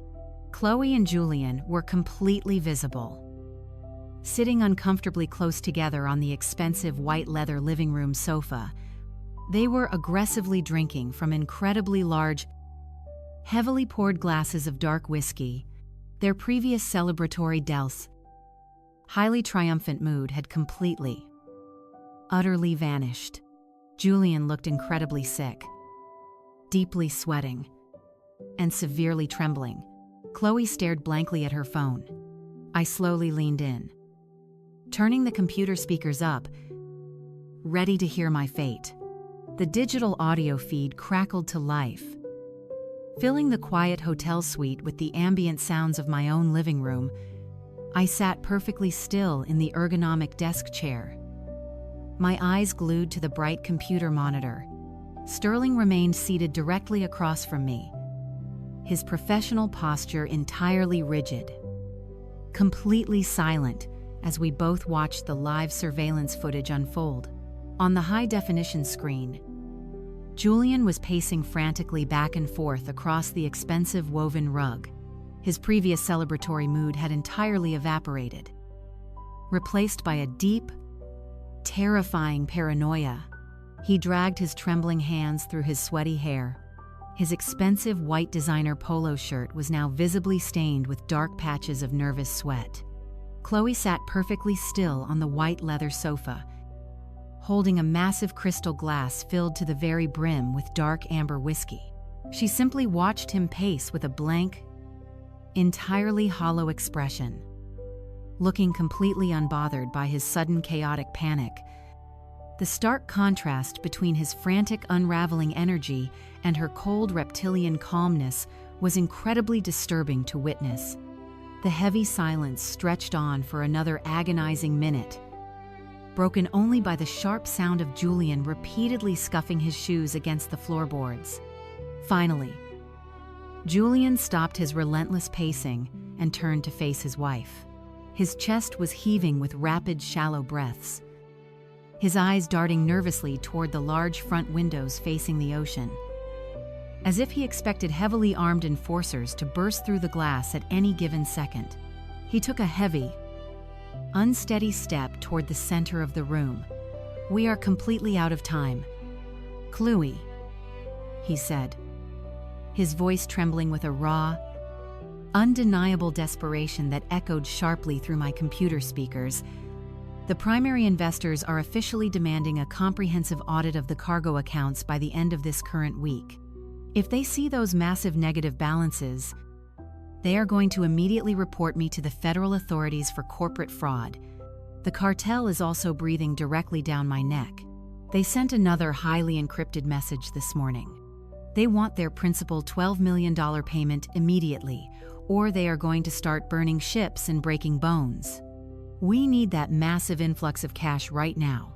Chloe took a slow, deliberate sip from her crystal whiskey glass, her manicured fingers resting casually against the thick rim. She did not even flinch at the horrifying mention of violent, dangerous international smugglers actively threatening their miserable, pathetic lives. "You need to calm down and trust the established plan, Julian," she replied smoothly, her voice completely devoid of any recognizable human emotion. "Everything is moving exactly as we orchestrated. The old fool is currently sitting in a cheap train cabin, blissfully on his way to the freezing north. He has absolutely no idea what is waiting for him. By tomorrow afternoon, he will be securely checked into the private Alaskan facility. Once he crosses those highly secure snowbound front doors, he is entirely cut off from the outside world. He will not have access to a phone or a single working machine." Julian rubbed his pale face, looking incredibly nauseous. "But what if the commercial developer delays the mega marina approval?" he asked frantically.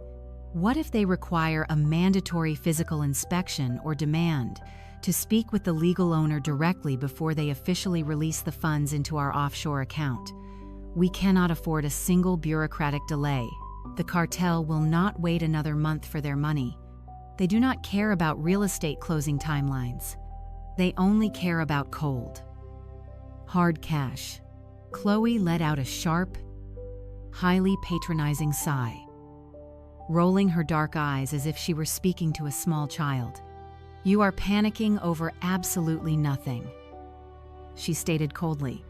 "The forged conservatorship paperwork is already processed, and the private appraiser you bribed has already submitted the inflated property valuation to the central underwriter. As soon as the old man is fully chemically sedated in Alaska, the corrupt resident doctor will officially sign the medical incompetence form. It is a completely airtight, heavily tested system. They specialize in completely erasing difficult relatives. Once that specific medical document is officially filed with the state court, the forged conservatorship becomes absolute undeniable law. We sell the coastal property entirely free and clear by this Friday. And when he finally freezes or croaks from all those heavy chemical sedatives, we take the massive life insurance policy too," Julian added, his voice dropping to a sinister conspiratorial whisper. "We will have enough liquid capital to completely pay off the violent cartel, settle the angry investors, and permanently secure our entire financial future. He will simply be a tragic, incredibly sad statistic. A lonely old man whose mind tragically failed him in the harsh winter of his final years. It is the perfect untraceable crime. Nobody will ever question a devoted son making difficult medical decisions for his severely ailing, mentally incompetent elderly father." I sat in the darkened hotel suite, staring at the bright computer monitor with a terrifying absolute clarity. The sheer unadulterated evil radiating from their whispered conversation completely paralyzed my lungs. I had spent my entire adult life providing for that boy. I had completely sacrificed my own personal dreams and broken my back on the docks to ensure he never experienced a single moment of financial hardship. I had paid for his elite maritime education, funded his extravagant lifestyle, and welcomed his arrogant wife into my home with open arms. I had loved him with every single ounce of my beating heart. And this was my reward. Chloe did not flinch at the horrific casual mention of my impending chemically induced death. She simply raised her crystal glass toward the ceiling in a silent, mocking toast. "He lived long enough," she replied coldly, her voice echoing through the hotel room like a sharp, rusted anchor chain scraping against solid steel. "It is our turn now. He had his time on the water. And now it is incredibly greedy for him to hoard all that useless coastal wealth while we are struggling to build our own empire. He owes us this final ultimate sacrifice. It is only fair." Dear Julian, those 10 devastating words completely severed the final fraying thread of my enduring parental devotion. He lived long enough. It is our turn now. The agonizing, suffocating grief that had been heavily crushing my chest for the past 2 days instantly permanently evaporated.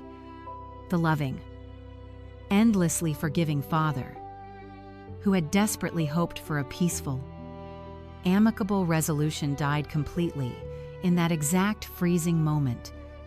The profound sorrow was entirely replaced by an incredibly pure, highly concentrated, and utterly terrifying wrath. It was a dark, an incredibly sharp fury that fundamentally altered the very chemistry of my rapidly pumping blood. I reached forward with a remarkably steady hand and deliberately pressed the power button on the computer keyboard. I slowly pushed the heavy laptop screen down, closing the machine with a firm, highly satisfying click. The bright video feed instantly vanished, plunging the luxurious hotel suite back into deep, heavy shadows. The suffocating silence rushed back into the room, broken only by the steady, rhythmic breathing of the powerful wealth manager sitting directly across from my desk. Sterling had not moved a single muscle during the entire horrifying recording. He simply sat there watching my total psychological transformation fully unfold. I slowly turned my head and looked directly into his sharp, highly observant blue eyes. The atmosphere in the room was incredibly tense, heavy, with the undeniable promise of absolute catastrophic retribution. We are no longer simply executing a defensive financial maneuver, I stated, my voice echoing with a dark metallic resonance that commanded absolute, unquestioning obedience. This is no longer about quietly protecting my coastal assets or gently teaching them a difficult life lesson. They have aggressively declared absolute total war against my very existence, and I am going to systematically burn their entire world to the damn barren ground. Sterling slowly opened his premium leather briefcase, his professional demeanor completely masking the terrifying power he was about to unleash upon my enemies. He pulled out a pristine legal pad and a solid silver pen, ready to precisely document my ultimate commands. I want you to immediately contact your most ruthless, highly aggressive corporate investigators, I instructed smoothly. I want them to aggressively infiltrate the dark financial underbelly of Julian's failing import company. I want them to locate the exact international smuggling syndicate holding his massive $12 million debt. We are going to completely execute a very hostile financial takeover. Find the violent men who currently own his pathetic life, I concluded, my eyes entirely devoid of any lingering human mercy. Offer them double the principal value of his illegal loans in untraceable offshore capital. I do not care how much it costs. I do not care how incredibly complicated the international wire transfers must be. Do absolutely whatever it takes to secure those specific promissory notes before the sun officially rises over the Portland harbor tomorrow morning. Buy his debt. Own his miserable life. I want to personally crush him under the absolute undeniable weight of my vast maritime fortune. Sterling did not hesitate for a single fraction of a second. He immediately reached for his encrypted smartphone and began issuing a rapid series of highly complex commands to his elite financial team. The luxurious hotel suite instantly transformed into a high-tech operational war room. My explicit order to buy the massive criminal debt was not a simple transaction. It required an incredibly sophisticated web of anonymous offshore shell companies to completely obscure my personal identity. Sterling worked with absolute precision, utilizing his vast global network to securely isolate the specific syndicate holding Julian and his pathetic fake shipping startup. Over the next 48 hours, I remained securely confined within the heavy walls of my downtown suite. I hardly slept, sustained only by cold coffee and the burning, singular desire for absolute retribution. Sterling orchestrated the massive capital transfer from my private $50 million portfolio. His highly skilled corporate mercenaries successfully established direct contact with the violent underground lenders. The cartel was initially suspicious of the sudden buyout offer, but the promise of an immediate, untraceable $12 million cash settlement quickly erased any lingering hesitation. The ruthless criminals were more than happy to completely walk away from the failing businessman. The complex financial maneuver was executed flawlessly under the dark cover of night. $12 million smoothly vanished from my newly established offshore holding account and instantly appeared within the untraceable crypto ledgers maintained by the criminal syndicate. In direct exchange for this massive liquid payout, the anonymous lenders officially transferred every single legal right. Highly toxic promissory note. An incredibly dangerous contract directly over to Sterling and his designated corporate proxies. The heavy, terrifying burden of debt that had been violently suffocating my son was no longer held by the dangerous international underground. It belonged to me. By purchasing that specific criminal debt, my offshore corporation legally absorbed every single piece of collateral Julian had desperately pledged to the violent mob. I watched with grim satisfaction as Sterling carefully laid the newly acquired legal documents across the solid oak desk. I was now the sole legal owner of his entire failing import and export business. Every forged cargo manifest, every empty warehouse lease, and every fraudulent client list belonged entirely to my private portfolio. Furthermore, The toxic debt transfer included absolute legal claims to his personal luxury vehicles, his drained bank accounts, and even his highly leveraged commercial business loans and minor properties. But the most incredibly satisfying piece of collateral was buried deeply within the third file folder Sterling handed me.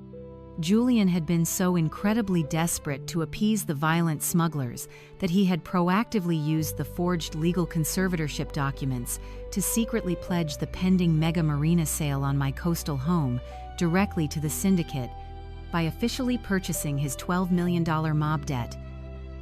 I had effectively bought the exact fraudulent commercial real estate transfer back from the underground lenders. The incredibly dark irony was absolutely magnificent. Julian believed he was selling my home to strangers, but he had merely handed it directly back to me. I was now officially his sole owner and his absolute primary creditor.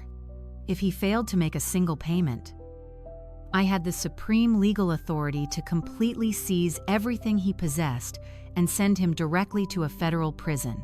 He was entirely at my absolute mercy.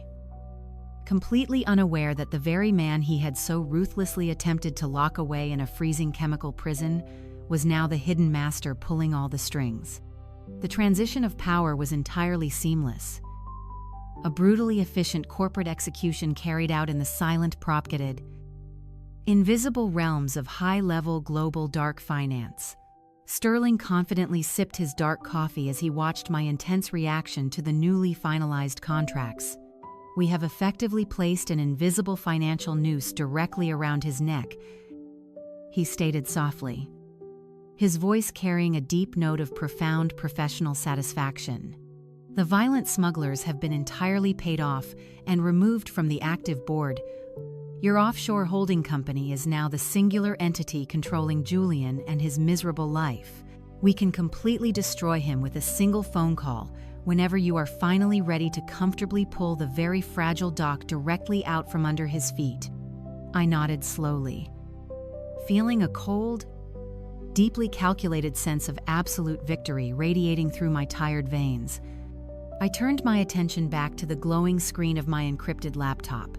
The live surveillance feeds from my coastal home were still running continuously in the background. It had been nearly 48 hours since I first initiated the aggressive corporate takeover.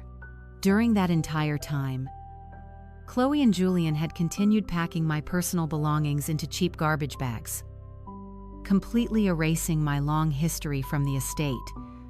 They remained blissfully ignorant of the massive legal tidal wave rapidly approaching their doomed shores. Suddenly, the high-definition camera mounted inside the living room captured a frantic burst of extremely loud activity.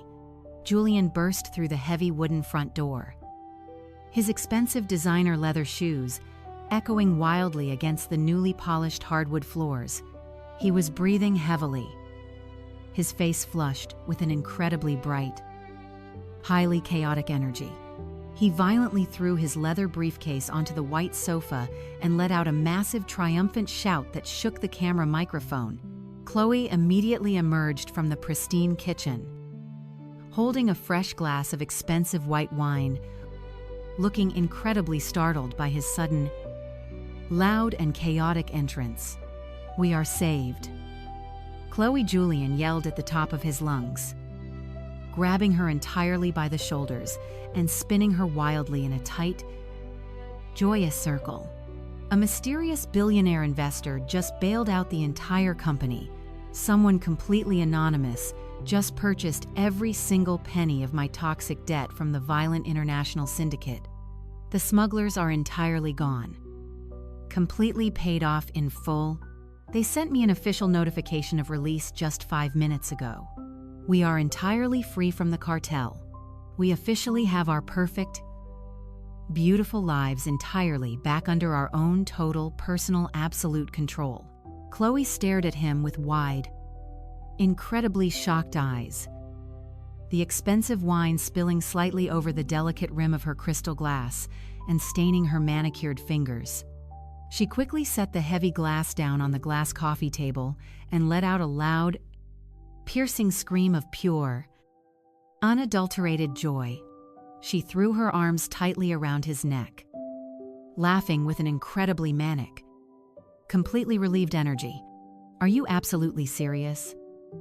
"Julian?" she asked, her voice cracking with incredibly high hysterical emotion. "Did the massive commercial sale from your pathetic father's property finally clear the bank underwriter this very late afternoon?" Julian shook his head. A massive, incredibly arrogant smirk, completely taking over his entire face. "We do not even need the miserable old man or his stupid marina sale anymore," he declared proudly, pouring himself a massive glass of whiskey. This incredibly wealthy, totally anonymous savior simply swooped in and bought the entire debt portfolio without asking a single difficult question. They clearly saw the massive, undeniable potential in my brilliant logistics company. I always knew my unparalleled business genius would eventually attract a major high-level institutional investor. We are going to be incredibly rich. Cluey. Unbelievably filthy rich. I sat in the dark hotel suite, listening to my son loudly praise his own utterly fabricated genius. He honestly believed a legitimate billionaire had recognized his deeply flawed, totally empty business model, and decided to save him out of pure professional admiration. His monumental arrogance completely blinded him to the incredibly obvious trap I had just mercilessly snapped shut around his fragile ankles. He was celebrating his ultimate salvation, while entirely ignoring the heavy, invisible chains now firmly binding him directly to my offshore holding company. He was literally dancing joyously upon his own freshly dug grave. Chloe excitedly grabbed her expensive smartphone from the glass table, her fingers tapping rapidly across the glowing digital screen. "We absolutely must celebrate this monumental victory tonight," she declared, her voice echoing loudly with extreme, highly toxic excitement. "I am going to immediately call the most exclusive luxury yacht club catering company in the entire coastal area. We will host an incredibly lavish, highly expensive gala right here on this beautiful estate to properly celebrate our massive financial salvation. We can officially invite all of your pretentious business friends and finally show them you are a massive, undeniable corporate success." Julian enthusiastically agreed, pulling his beautiful wife into another tight, highly passionate embrace as they continued to loudly plan their incredibly expensive, highly premature victory celebration. I sat in the dark shadows of the luxurious hotel suite, a cold, incredibly sharp smile finally breaking across my deeply tired, highly strained face. They were excitedly preparing to host a lavish, incredibly expensive marina gala inside the very house they falsely believed they had successfully stolen from me. They had absolutely no idea the mysterious billionaire savior they were. So happily toasting was the exact same old man they had brutally permanently discarded to the freezing north. The following 48 hours passed in a blur of meticulous preparation and absolute deafening silence. While Julian and Chloe frantically organized their lavish victory celebration, Sterling and his elite legal team finalized every single piece of documentation required to completely secure my new position as their sole creditor and absolute owner. I remained inside the luxurious hotel suite, completely ignoring the live surveillance feeds. I no longer needed to watch them gloat. I already knew exactly how their arrogant story was going to end. By Saturday evening, the heavy coastal fog had returned, slicking the dark winding roads and reflecting the glowing harbor lights. I stood in front of the expansive mirror, quietly observing my own physical transformation. The faded tan jacket, the worn boots, and the moth-eaten flannel shirts were gone, discarded in the hotel trash bin.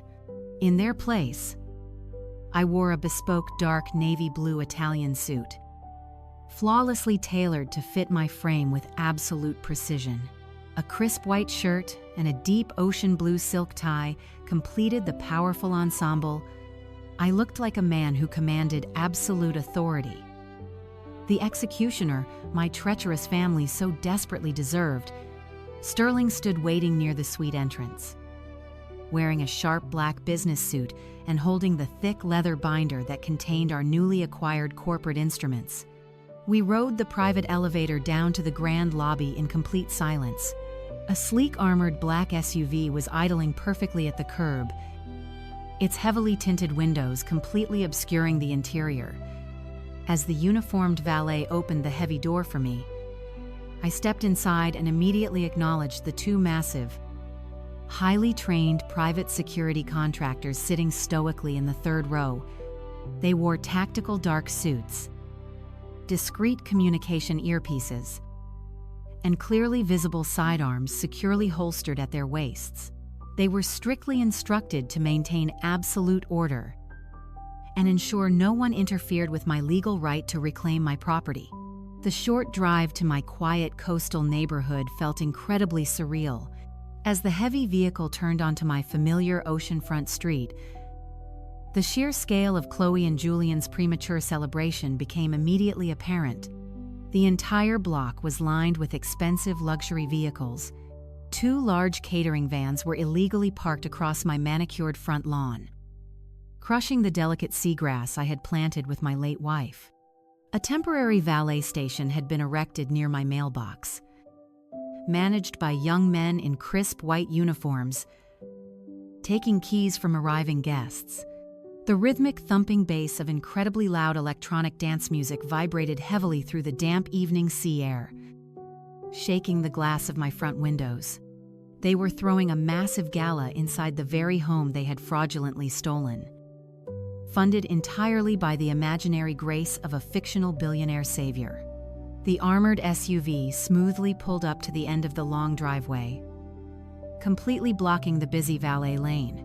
The lead parking attendant rushed forward, waving a red glowing wand and shouting for us to instantly move the vehicle. My two security contractors stepped out first, their massive physical presence instantly silencing the highly frustrated young man. Sterling emerged next, clutching the thick leather binder tightly against his chest. I was the last to step out into the cool, damp, salty night. I buttoned my suit jacket, took a deep breath, and began the short walk up my concrete driveway. The front double doors of my home were propped wide open to accommodate the massive flow of loudly laughing guests. I easily recognized several of Julian's fake import business friends, young men wearing expensive Nautica watches, holding crystal flutes of premium champagne. They were clustered around the brightly lit entryway, loudly boasting about their fictional cargo portfolios and imaginary corporate conquests.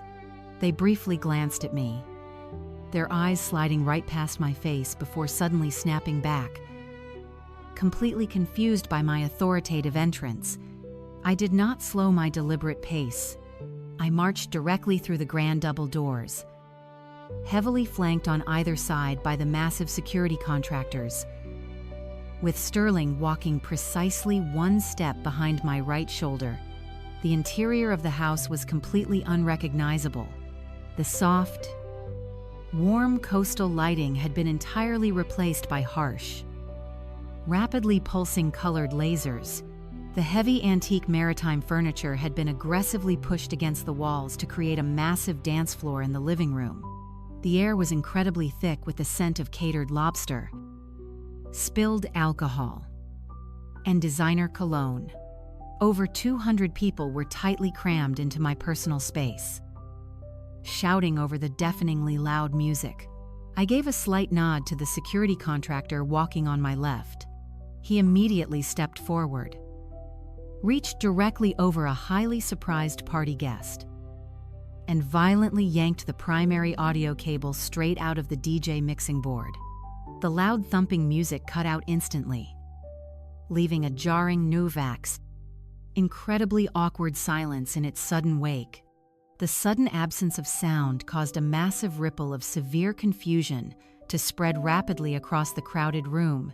200 heads turned simultaneously toward the front entryway, their annoyed expressions quickly faltering as they clearly registered the deeply serious presence of my armed escort. The thick, drunken chatter slowly died down to a nervous, heavily echoing whisper. The dense sea of pretentious guests instinctively began to part, stepping backward to create a wide path leading directly to the center of the spacious room. And there, standing right next to the long, catered dining table, covered in oysters and champagne, were Chloe and Julian. They were holding court completely surrounded by a small group of highly sycophantic admirers. Chloe was wearing a stunning silver sequin designer dress that caught the remaining ambient light, making her look like a shimmering beacon of stolen wealth.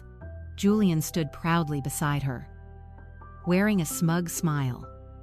Holding a freshly opened bottle of premium vintage champagne in his left hand, he was actively mid-sentence, loudly bragging to the crowd about his brilliant logistics acumen when he finally noticed the sudden silence that had overtaken his lavish party. He slowly turned his head, his annoyed gaze sweeping across the actively parted crowd until his eyes completely locked onto mine.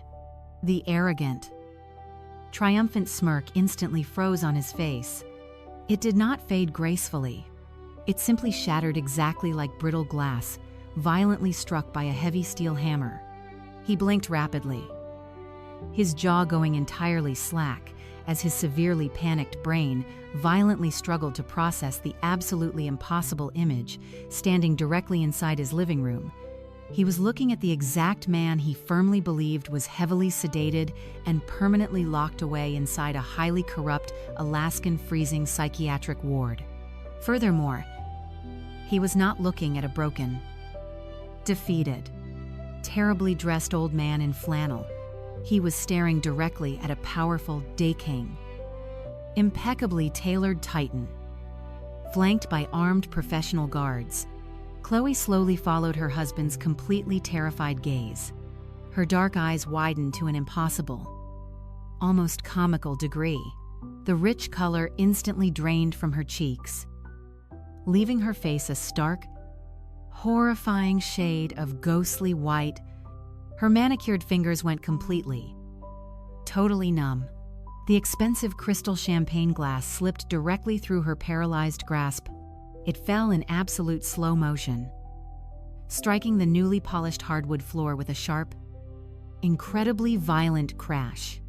The delicate crystal shattered into 1,000 jagged fragments, sending a large spray of expensive sparkling wine completely across the delicate tips of her silver designer shoes. The sharp sound of the breaking glass echoed like a loud gunshot through the perfectly silent, utterly terrified room. Nobody moved. Nobody breathed. The 200 wealthy guests simply stood frozen, completely captivated by the horrifying, undeniable tension actively suffocating the heavy atmosphere.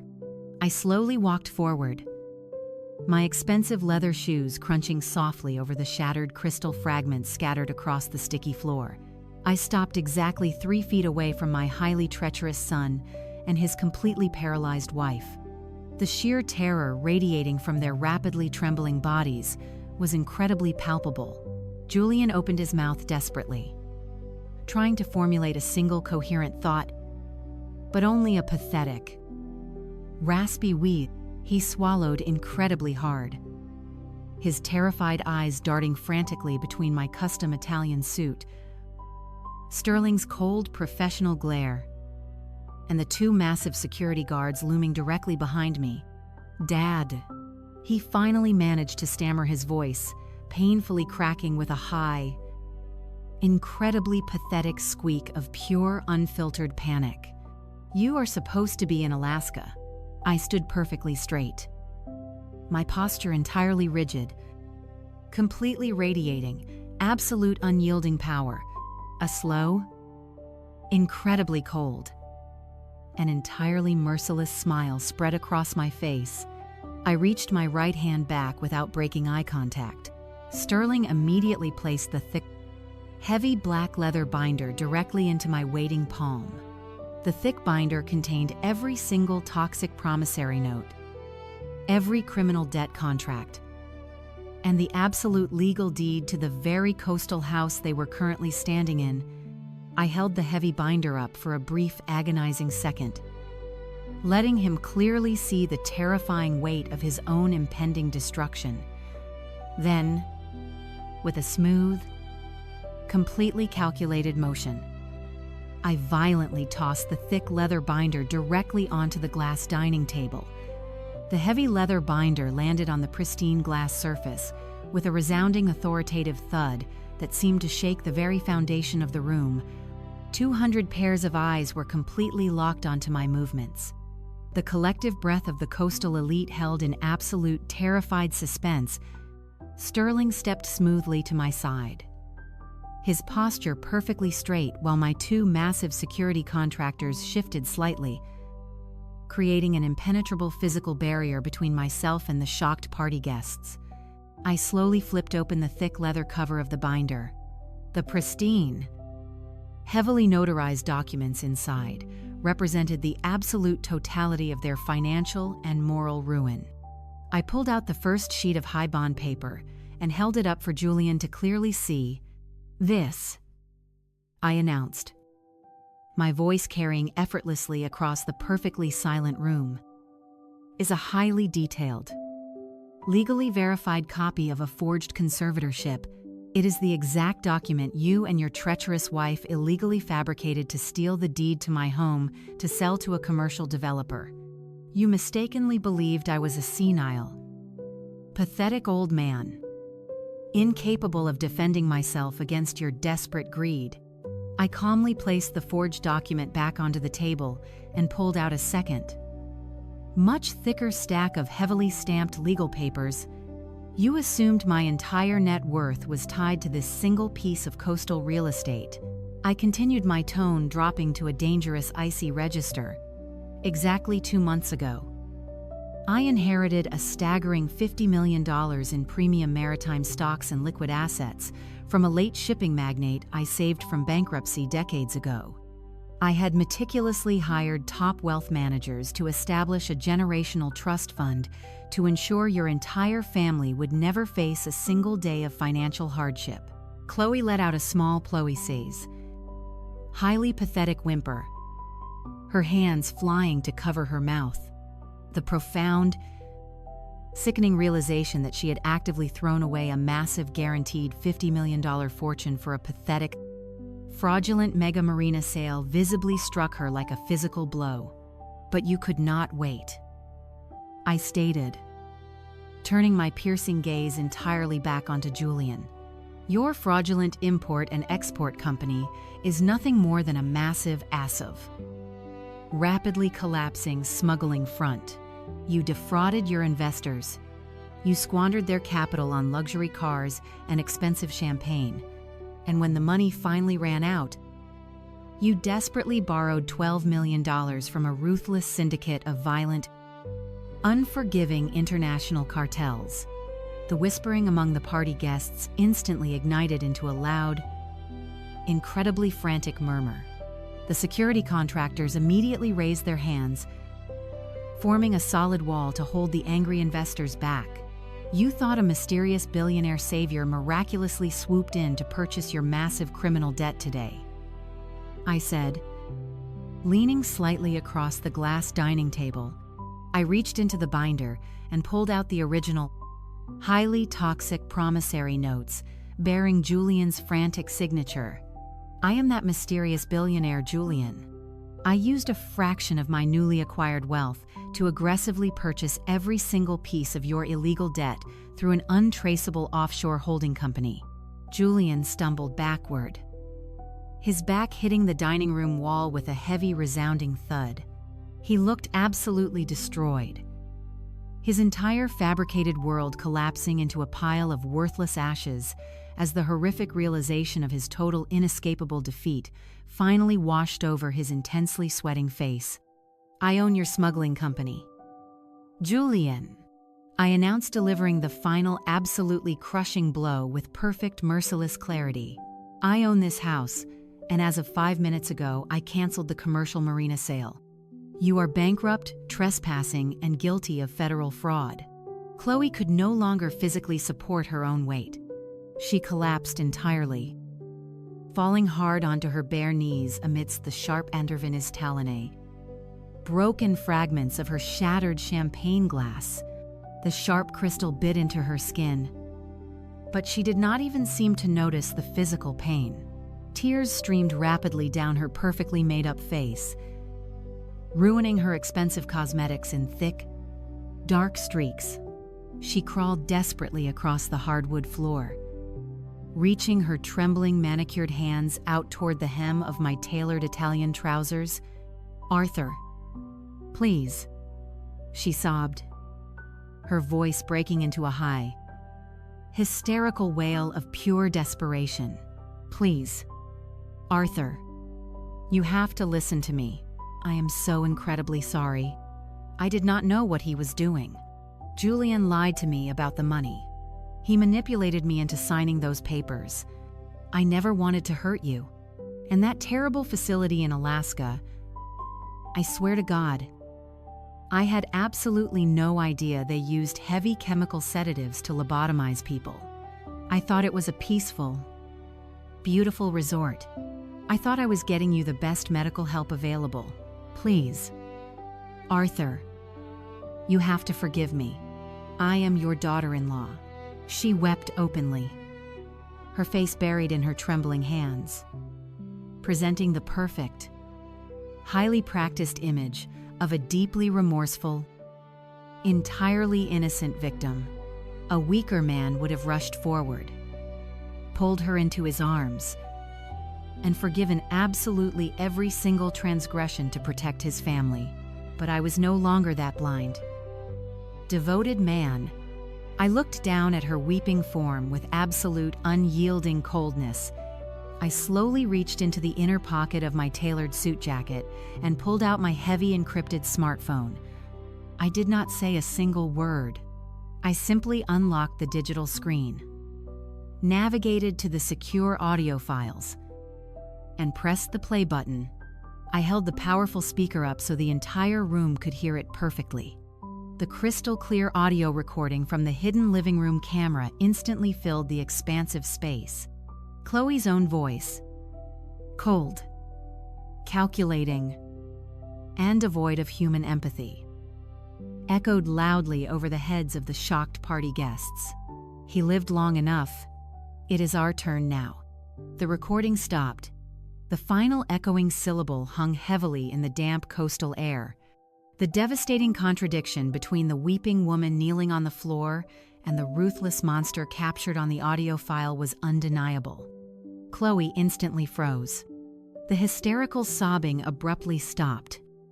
Caught completely dead in her throat, she slowly raised her head, looking up at me with an expression of pure, unadulterated terror. She finally realized that the charming mask she had worn her entire life had been permanently ripped away in front of her high society circle. Every single person in that room now knew exactly what she was. The entire room went completely, utterly dead silent. Nobody whispered. Nobody moved. The profound gravity of her ultimate betrayal was incredibly suffocating. I slowly lowered the smartphone and slipped it back into my pocket. My lingering grief, the final painful remnants of my shattered parental love, evaporated completely into the cold night air. It was entirely replaced by an icy, heavily calculated, and deeply satisfying wrath. I had laid the perfect trap, and they had foolishly walked directly into the steel jaws. I turned my head slightly, looking over my shoulder at Sterling. He stood perfectly poised, his sharp blue eyes calmly surveying the absolute devastation we had successfully orchestrated. I gave him a single definitive nod. "Call the federal authorities," I commanded smoothly, my voice devoid of mercy. "Tell them we have an international smuggling and corporate fraud case ready for prosecution. And call the local police. I want these trespassers removed from my property." The heavy silence that had suffocated my living room was suddenly broken by the faint, rapidly approaching wail of multiple sirens. The piercing sound cut through the damp coastal night, growing louder and more intense with every passing second. The 200 wealthy guests exchanged nervous, terrified glances, instinctively backing further away from Julian and Chloe, as if their sudden misfortune were a highly contagious disease. Sterling stood calmly by my side, his phone resting quietly in his hand. He had seamlessly coordinated with his federal contacts hours ago, meticulously preparing this exact moment of absolute justice. The flashing red and blue lights began to bounce aggressively against the large front windows, casting frantic, colorful shadows across the polished hardwood floors and the shattered crystal fragments. Heavy, authoritative footsteps echoed loudly on the front porch. The grand double doors, already pushed wide open for the lavish catered party, easily permitted the immediate entrance of 6 heavily armed federal marshals. They moved with absolute terrifying precision, their dark tactical windbreakers displaying bold yellow letters that read U.S. Marshal across the back. The local coastal police closely followed them, moving quickly to secure the perimeter and block the long driveway, ensuring absolutely no one could escape the impending legal reckoning. The lead federal agent, a tall, incredibly imposing man with a stern, deeply weathered face, marched directly into the center of the spacious living room. He completely ignored the sea of terrified party guests in their expensive designer clothing. His sharp gaze locked instantly onto my heavily sweating, violently trembling son. Julian took a clumsy, incredibly weak step backward, his expensive leather dress shoes slipping slightly against the spilled champagne. He raised his shaking hands in a pathetic, deeply cowardly gesture of surrender. The harsh reality of his inevitable situation completely crushed whatever pathetic arrogance he still harbored in his failing mind. The lead agent did not hesitate for a single fraction of a second. He reached to his tactical belt, retrieving a pair of heavy steel handcuffs that rattled sharply in the tense air. "Julian Pendleton," the agent announced, his deep voice projecting absolute, undeniable authority over the entire terrified crowd. "You are officially under arrest for multiple counts of aggravated wire fraud, severe international money laundering, and the deliberate, highly illegal forgery of legal conservatorship documents. You have the right to remain entirely silent. I highly suggest you actively use it." The federal agents moved swiftly, forcefully, grabbing Julian by his trembling shoulders and spinning him roughly around to face the wall. The sharp, incredibly satisfying click of the heavy steel cuffs locking securely around his wrists echoed like a loud drumbeat of ultimate justice. Julian began to weep openly, a pathetic, highly humiliating sound that completely shattered his carefully cultivated image of a powerful, untouchable logistics entrepreneur. He sobbed uncontrollably as the agents ruthlessly patted him down completely, ignoring his frantic, totally incoherent pleas for mercy. The fake import business friends he had so desperately tried to impress simply stood there in stunned silence, actively watching the total destruction of a fraud. The agents gripped his arms firmly and began marching him directly toward the front doors. Julian dragged his feet, his head hanging in absolute shame, looking like a broken, entirely defeated criminal as he was forcefully dragged out into the flashing lights of the damp Maine night. With Julian permanently removed from the active equation, I slowly turned my undivided attention back to the weeping woman kneeling pathetically on the floor. Chloe was still completely paralyzed by fear, her dark eyes entirely locked onto the empty doorway where her fraudulent husband had just violently disappeared.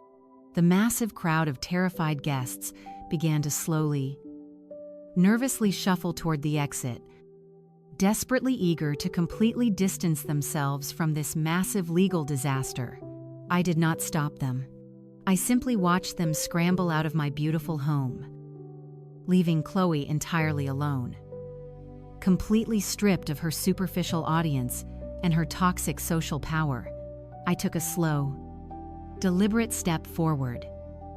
Looking down at the incredibly selfish, entirely hollow woman my son had mistakenly married, she slowly looked up at me, her face completely stained with dark mascara and fresh bitter tears. "Arthur," she whispered weakly, her voice completely devoid of its usual arrogant command. "I have absolutely nowhere to go. My bank accounts are totally frozen. My husband is going to federal prison. Please. You cannot simply throw me out into the freezing street." I reached deep into the inner pocket of my custom-tailored Italian suit jacket. My fingers smoothly traced the edge of a small, stiff piece of printed paper I had intentionally carried with me for this exact, highly anticipated moment. I slowly pulled out the cheap, heavily discounted train ticket to the remote Alaskan wilderness facility. It was the exact same piece of paper Julian had forcefully shoved into my hands just a few short days ago. I held it up, letting her clearly see the final destination. Printed in bold black ink, "You deliberately bought me a cheap one-way ticket to a brutal chemical prison." "Chloe," I stated coldly, my voice echoing with a dark, completely unyielding finality. "You actively planned to permanently erase my mind and forcefully lock me away until the day I tragically died." I slowly opened my fingers, letting the small paper ticket flutter gently down through the heavy air until it landed directly onto the sticky hardwood floor, resting just inches away from her trembling knees. "Now it is time for you to leave. Do not ever attempt to contact me again." The passage of time often acts as a remarkably powerful healing agent, rapidly washing away the bitter, toxic residue of profound betrayal. Exactly 3 months passed since that incredibly dark, highly satisfying night of absolute justice. The heavy coastal fog had finally surrendered to a bright, beautifully crisp spring morning.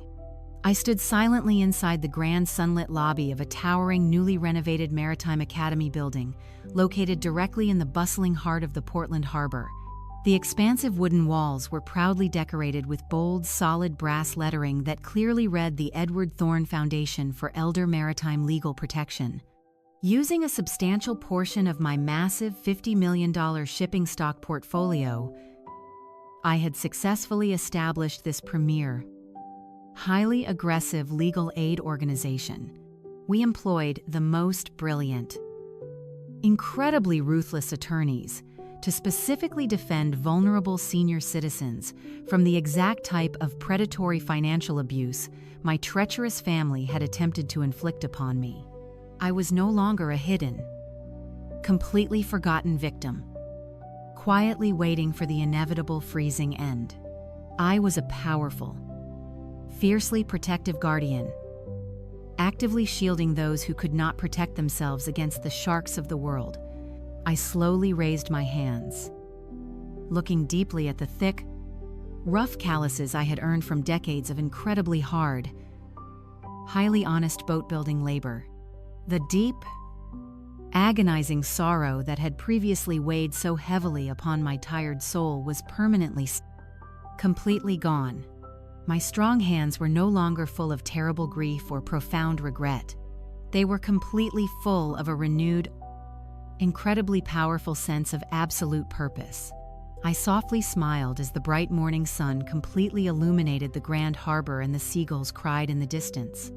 Life is full of hidden truths, and sometimes the people closest to us are the ones who create them.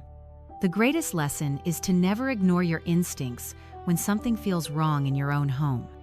Words can be used to hide deception, but actions will always reveal the honest truth. Blind forgiveness is not love. It is self-destruction. Stay alert.